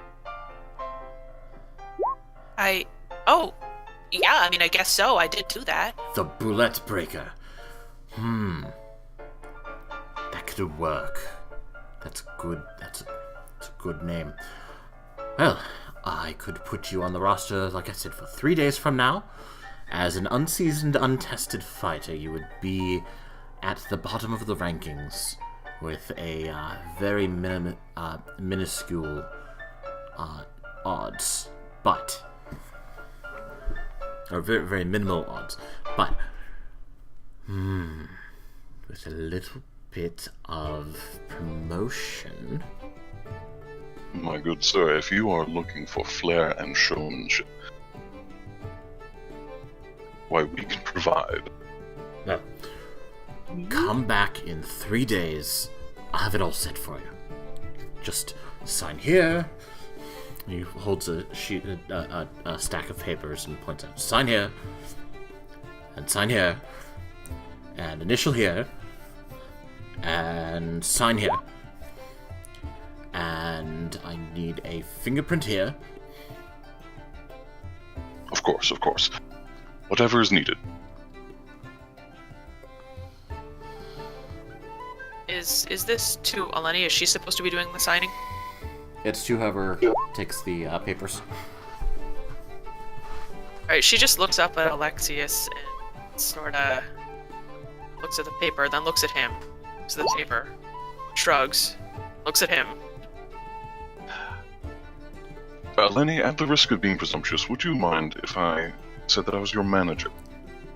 After all, we have a newfound partnership. I mean, I guess so. A pleasure. And Alexius goes to try and take all of the different documents and get them all in order.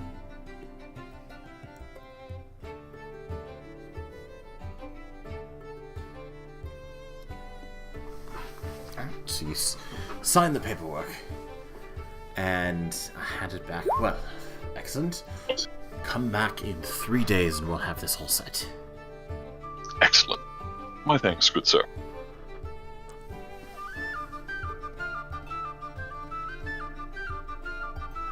I believe, Miss Eleni, we will find you your newfound coin. Should fortune favor us, of course. I'm still not real clear on this whole operation here, but I mean, if you say that this guy's gonna pay me, I guess I can do it. Even if he doesn't, what I think the plan is we're going to bet on you to win. Oh, okay. Well, then safe bet. Yeah, so all you have to do is win. Yeah, I can do that. Indeed. And I do believe you can.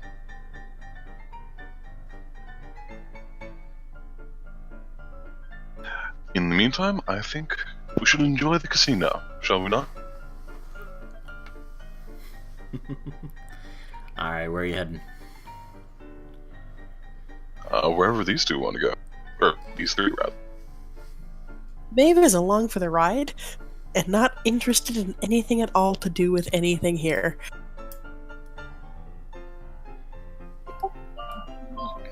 I'm looking for a table that has maybe some sort of liar's dice kind of game.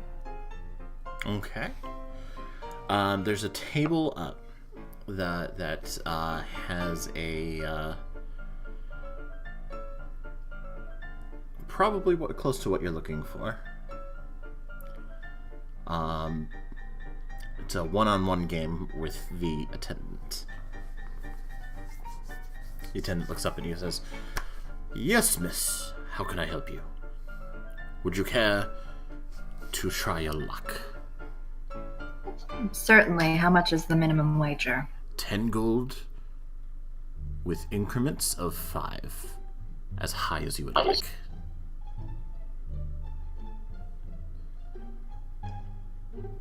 I'll start with 10 then.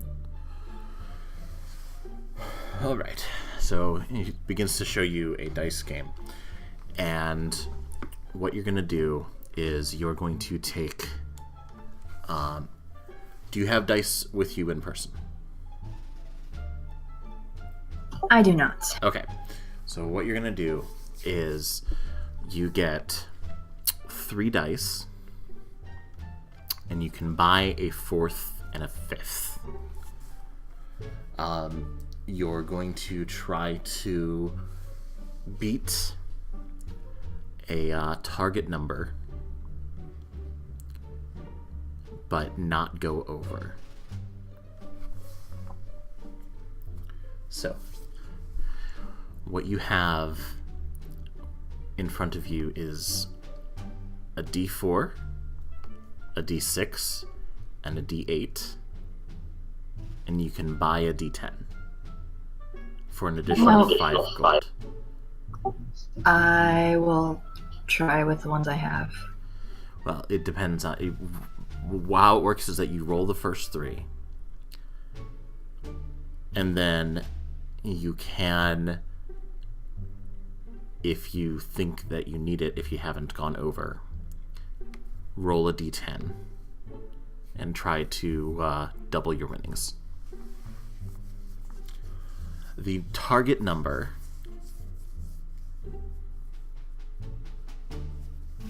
is 15.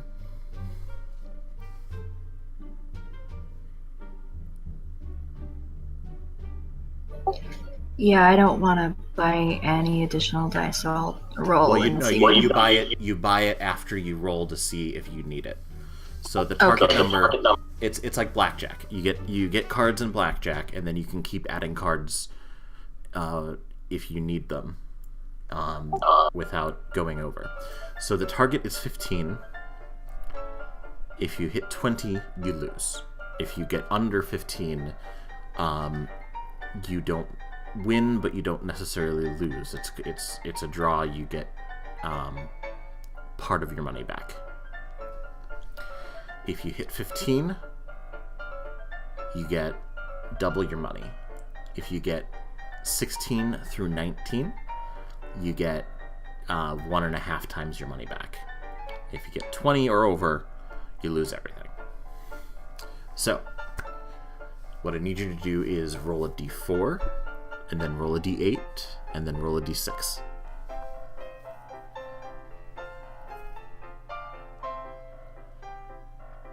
This costs 10 gold to do.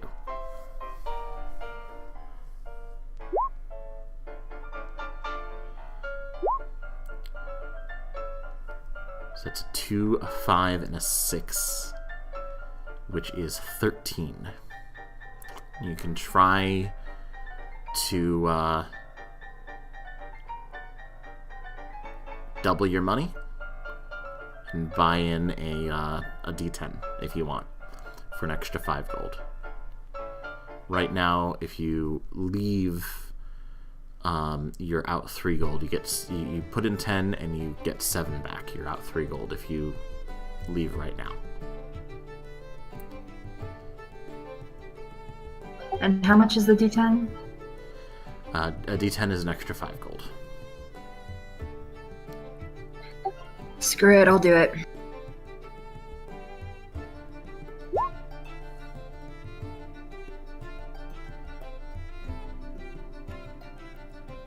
So that's a 9. 9 total. So you add them all up together. So the 2 plus the 5 plus the 6 plus the 3. So Yeah, my brain. that's 16. You get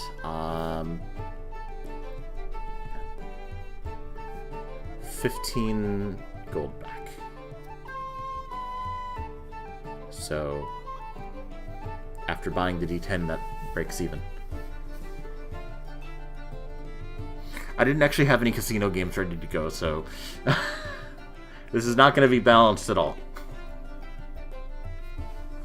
That's fine, I'm just glad that my luck isn't as bad this time as it was last time.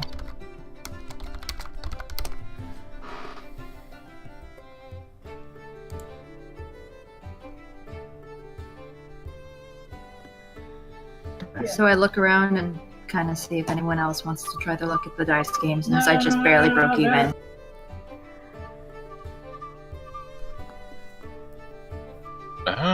Alexius is actually going to be kind of stand back a bit from it. Eleni has dragged in a stool from another game entirely and has propped herself up so that she can watch, but she has no idea what's going on with this game. I would kind of look back at Alexius, see him standing back, and roll my eyes at him like, freaking really? Alexius offers a faint smile. Need to save some gold for the arena.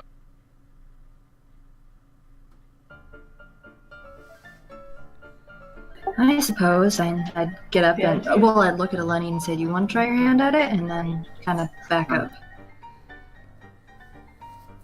You should give it a shot. It's actually quite fun. There's another game that you can do that's a roulette wheel. I mean, if all I have to do is roll dice, if you could do the money, I mean, Here's a game that is a bit more useful. So there's a roulette wheel next to the table that any of you can participate in. How this is going to work is you can make a bet with a minimum of 10 gold, but it can be as high as you want. And you choose any number between 1 and 6 and bet on that number. The wheel spins, and I roll dice, and if one number matches, you get your money, you double your money. If 2 dice match, you triple your money. If all 3 dice match that number, you quadruple your money, your bet. And if there are no matches, then you don't get your money back.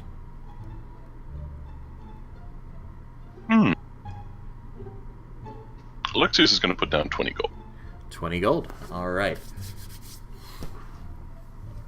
On. So 20 gold on what number? 4. 20 gold on 4. Any other takers? Multiple people can go in on this.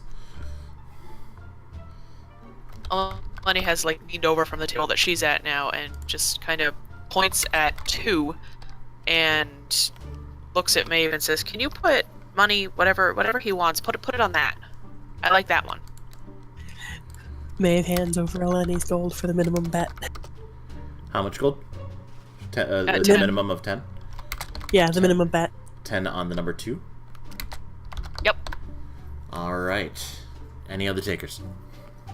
I'd put 10 on red. What number would that be? Number 1 through 6. Okay, 1 through 6. This is and a very, then very simplified roulette wheel. Then 1 through 6, I'd 4 then. 4. Okay. So how much gold? 10 on 4? Correct. Okay. Make sure you guys are keeping track of this. So 20 gold from Alexius, 10 gold from Eleni, and 10 gold for Charva.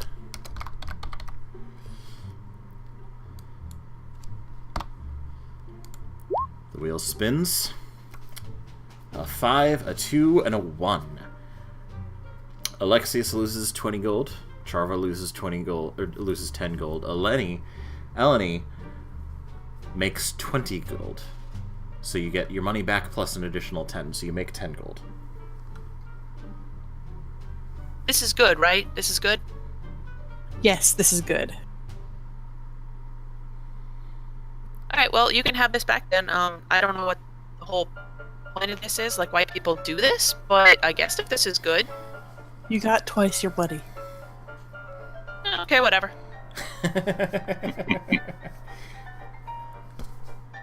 Take a shot and roll the dice. Anybody? Anybody? The wheel spins round and round, and where it stops, it'll hit the ground.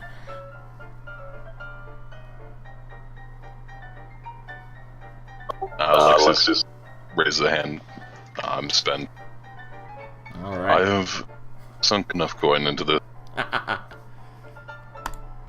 Charva's stubborn. She's like, fine, one more. I'll put 10 on 4. 10 on 4. Alright. Marked off 10 gold on 4. Any other takers? No, I think I'm good. I don't really get the whole point of this. It's just not fun. Alright, the wheel spins. 2 4s and a 3. So you put 10 gold down, you get 30 in return, so a net bonus of 20. Well.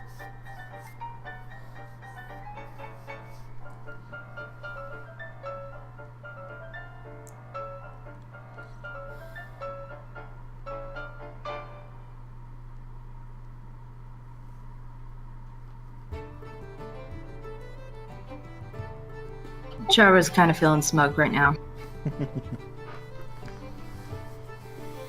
Lexus just kind of smirks at that and shakes his head. Well done indeed. There's a method to my madness. It would seem so. The madness it may be.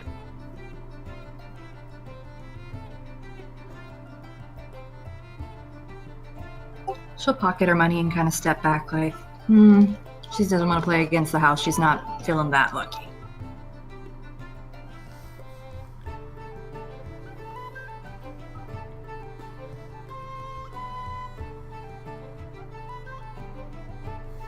Yeah, Alexius looks pretty done.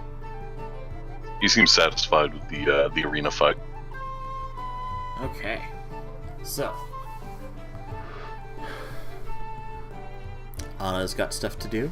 Anna, what are you going to be working on tonight?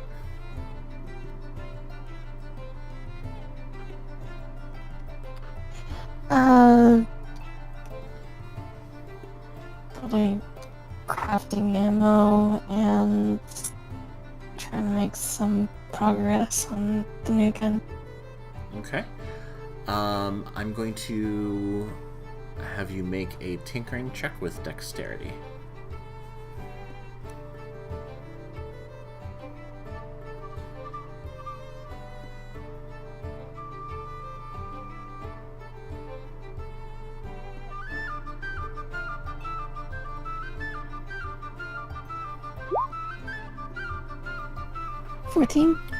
Okay. You make some progress. The stock is still in the hands of your enchanter friend Timothy, but you have the basis of the barrel's all set. You don't have the rotating cylinders. That'll be what you got for next, but you've got pretty much everything but that all set to go. I'm making another tinker's check for your ammunition crafting. Dex again. Dex again.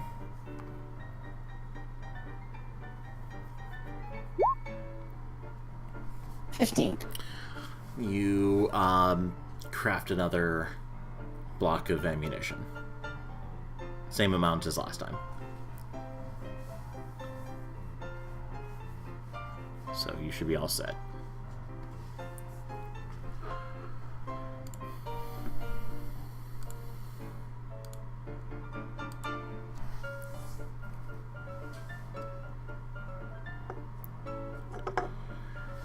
As Okay.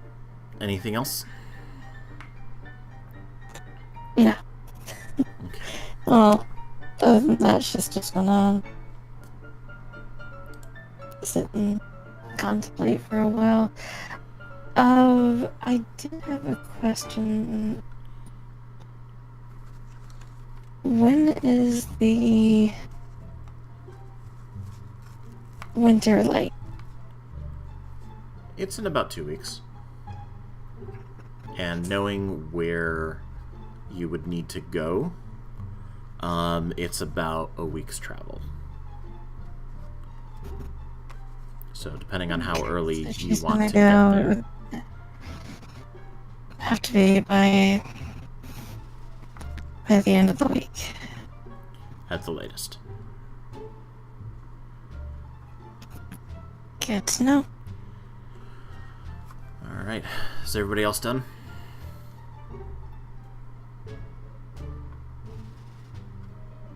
I'm pretty much done. Yep. Yeah. Dave writes a couple of letters. Okay. But yeah, done. Alright. So you guys head back to the tavern for the evening? Nope. Alright.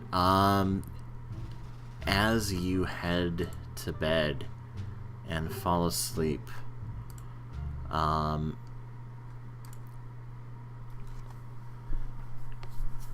Maeve.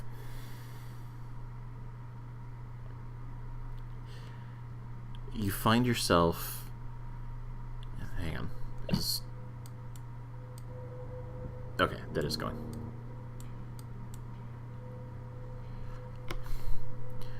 You find yourself in a dark forest.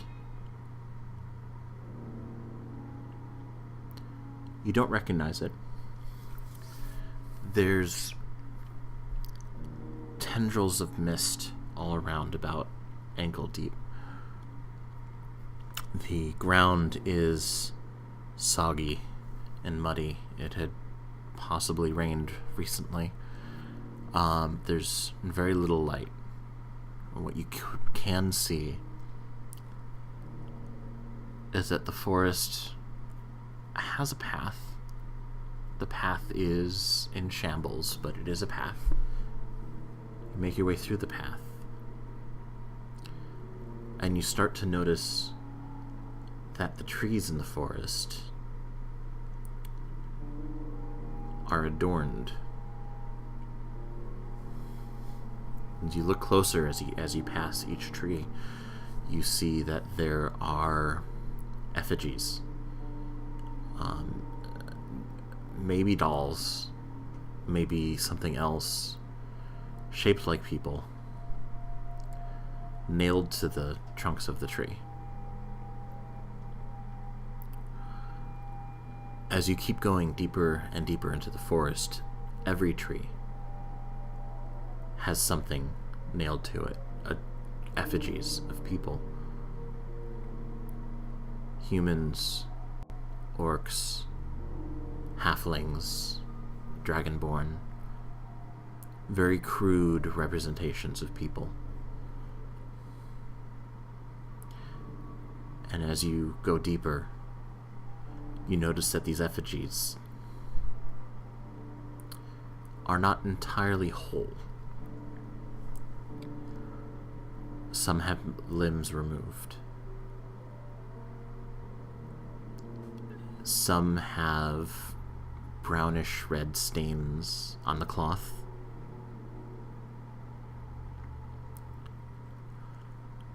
All of them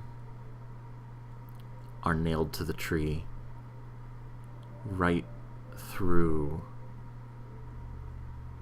just from your perspective, just right of center of their chest. Right through the heart.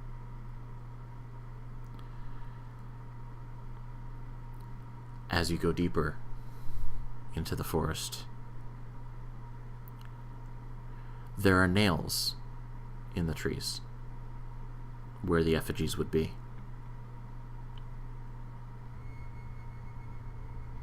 Maybe scraps of cloth left on the nail.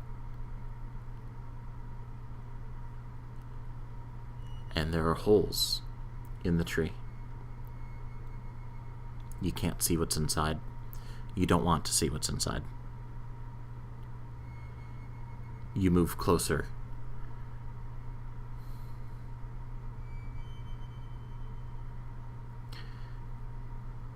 Inside the holes and the tree trunks are the tattered remains of the effigies that were pulled from the nails. You go deeper into the forest.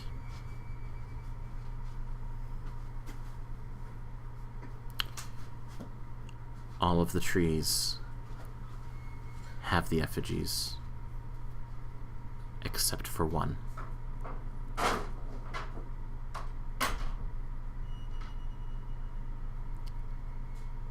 You head towards the one that does not have anything hanging from the nail.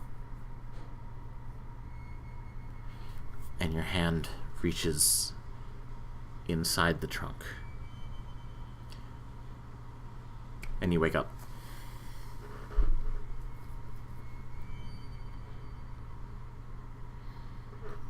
Okay. That's creepy as fuck. Do I have any sense that this was sent from any source whatsoever? Make a religion check.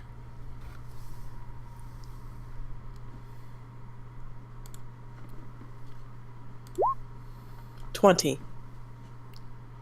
Not a natural 20. Not natural, no, but 20. 16 plus 4 is 20.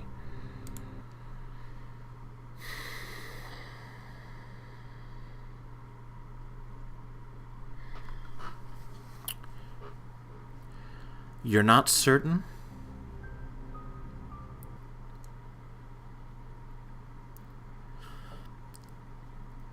if this is a dream or if this is a vision.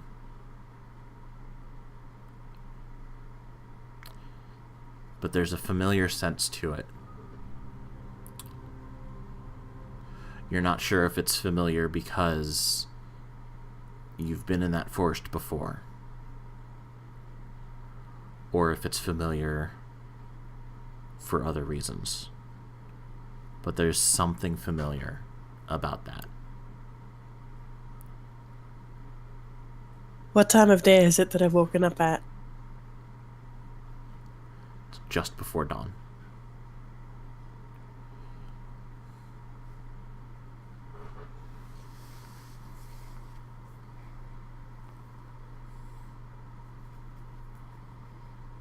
I go wait outside Anna's room until she wakes up. Because I am not going back to sleep after that. Familiar. Divine? You don't know. None of the effigies had anything familiar on them. Granted, they were crude, but... The clarity of the dream is fading fast, as dreams will do. Write it down before I go hang out outside Anna's door. in as detailed as I could remember. Okay. This is going to be a wisdom check, just a check, at disadvantage.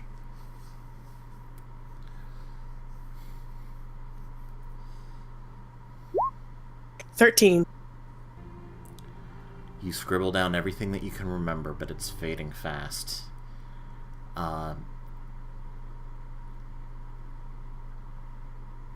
What you can remember is that you had the worst feeling that you knew what was going to be inside that tree when you reached your hand in. But it escapes your mind now.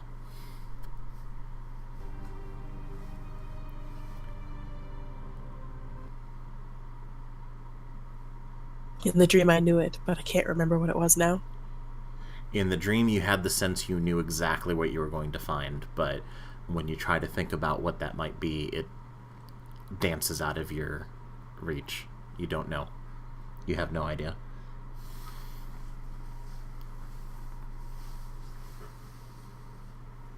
Yeah. Takes notes with, camps outside Anna's door.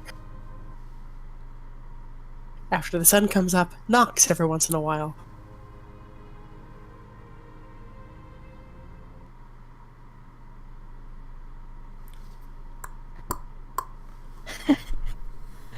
After about the 5th knock, Anna finally opens the door. Hi. She's got severe bed hair and kind of flipped up on one side. Maeve is not normally up at this hour, let alone looking as wide awake as she does. You're up early? Mm-hmm. Is everything alright? I don't know why the music keeps cutting out. No. I want to restart that. Hold on.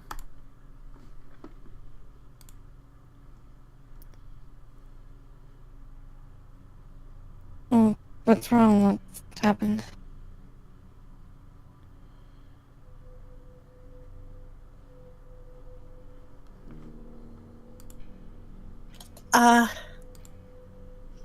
She nudges Anna back into her own room and shuts the door. So, you know how I may have mentioned once or twice that I'll occasionally get dreams that mean something?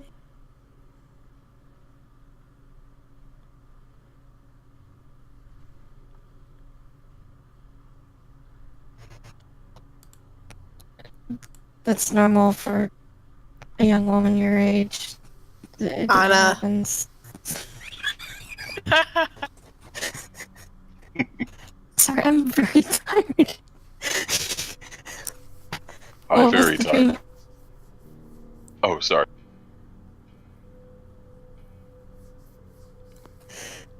I'm very tired. Alexius, what are you doing here?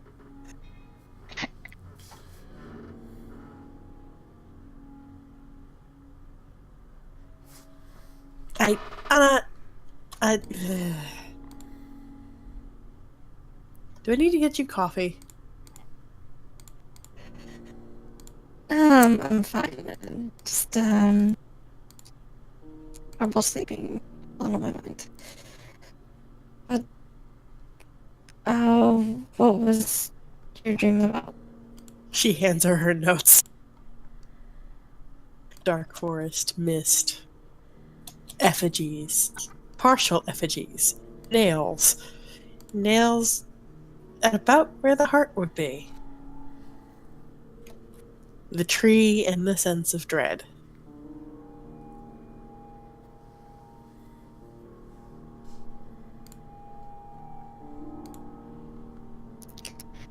Am I able to make any sense of this? Like, can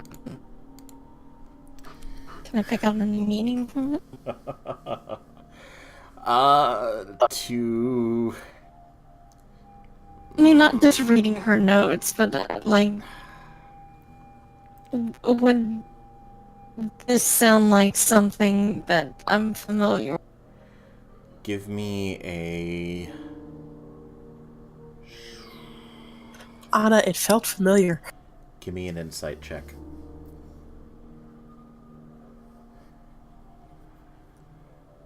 Actually, am good at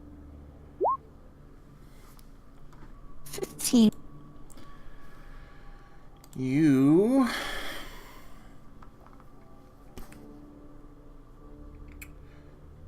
have no idea what she's talking about, but you can tell that it's important to her. And you can tell that whatever it is, she believes it.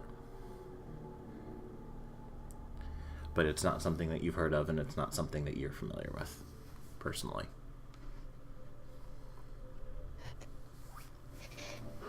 If you believe this is a vision, perhaps praying to your patron for guidance might help.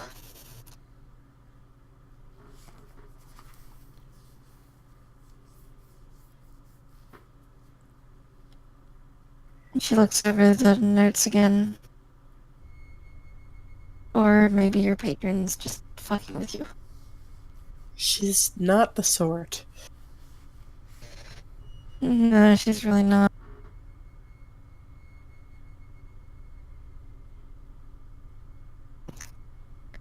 She's deathly serious. She gives a Maeve shit face grin. palms.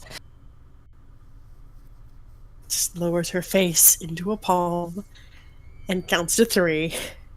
Looks between her fingers at Anna. Balefully looks between her fingers at Anna. Make a perception check. Since you're looking at your fingers.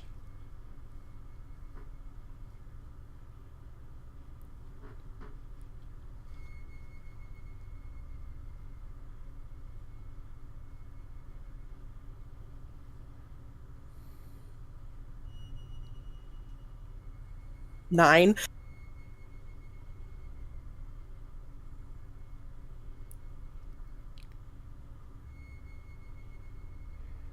You're looking at your fingers.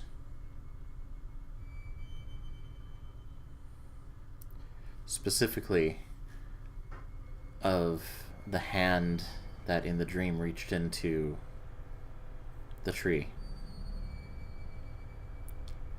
There's a very small smear of red.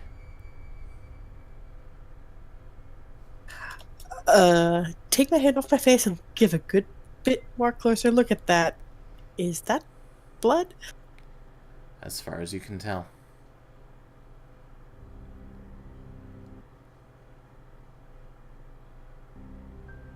It's also slightly now smeared on your forehead.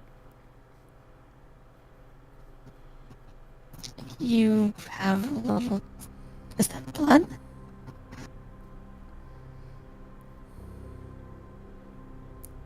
If the others ask, I have gone to the temple of my patron. You're welcome to join me there later.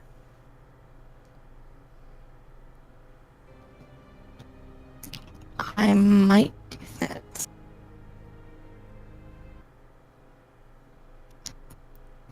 I hope you find the answers you're seeking.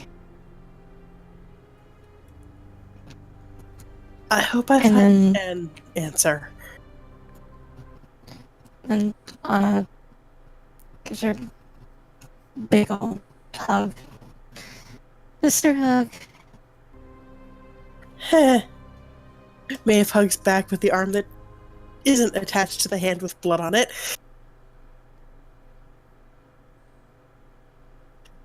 Yeah, thanks.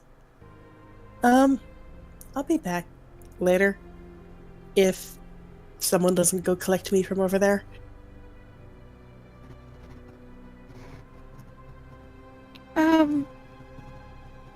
Before you go, would you be interested in taking a trip in about a week. Sure.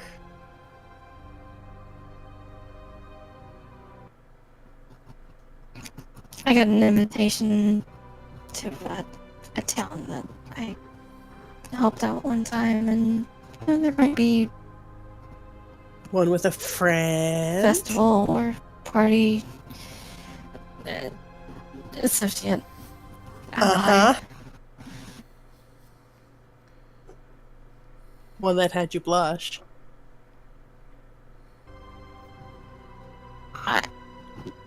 I have no idea what you're talking about. Uh-huh, sure you do.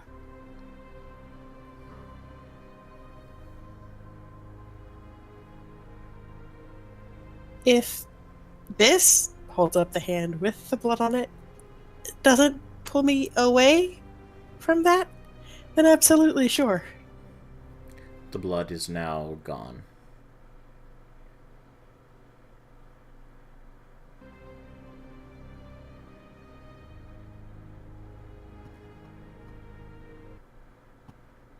Oh, I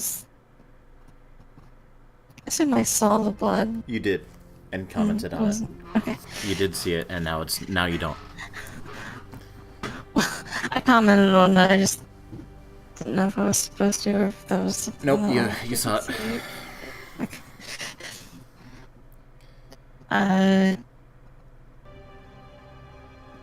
The blood's gone now. That's definitely something I'll see you later. possibly mystical. Yes. Maeve flies across town. Popping your wings? Yep. Okay. She is way too weirded out to take the long way. So you make your way through and land in front of the chapel. The chapel is empty, dead quiet. But the doors almost open at your touch. You head towards the shrine in front of the pews, in front of the pulpit, where previously you had seen head priestess Alessa was her name. The head priestess Alessa kneeling in front of the shrine. There's now nobody. The shrine is a porcelain mask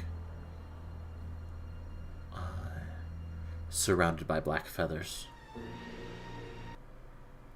Not real, painted black feathers. Candles of various colors in front, already lit, unattended.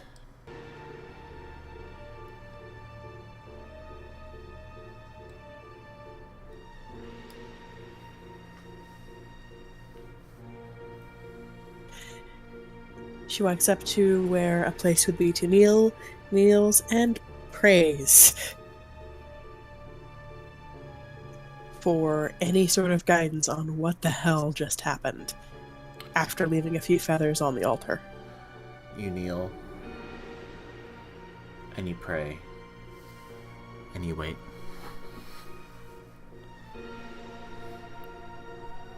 And you wait. A moment passes.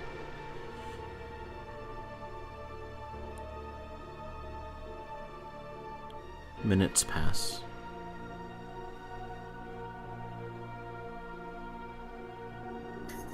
As she And- prays, she's also going over the dream, trying to figure out anything to make sense. After half an hour of sitting and praying and mulling over what little of the dream you now can remember, you haven't spoken to your patron since that first time.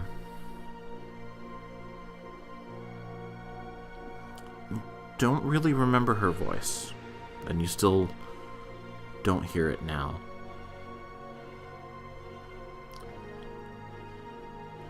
but there's a sense of purpose,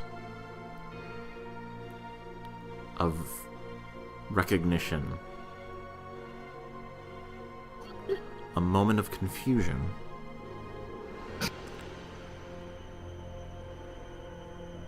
and then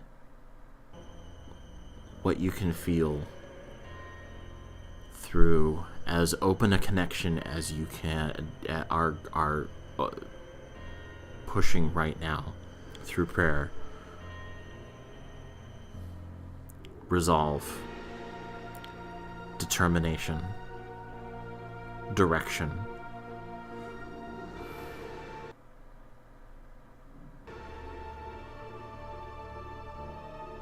and confirmation.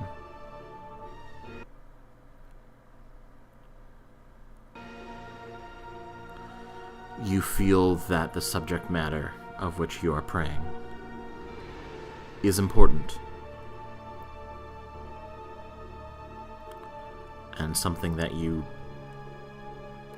definitely feel you'll need to look for.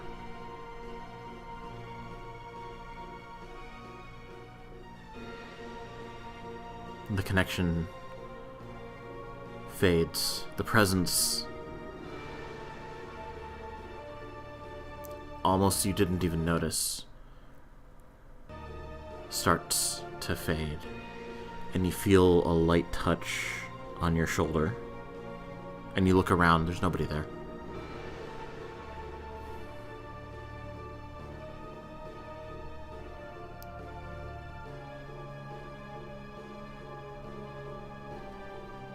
And as you get ready to stand up, you feel the ghost of lips near your ear whispering, "Fix this." And that's where we'll stop for today. Hot damn. Ah!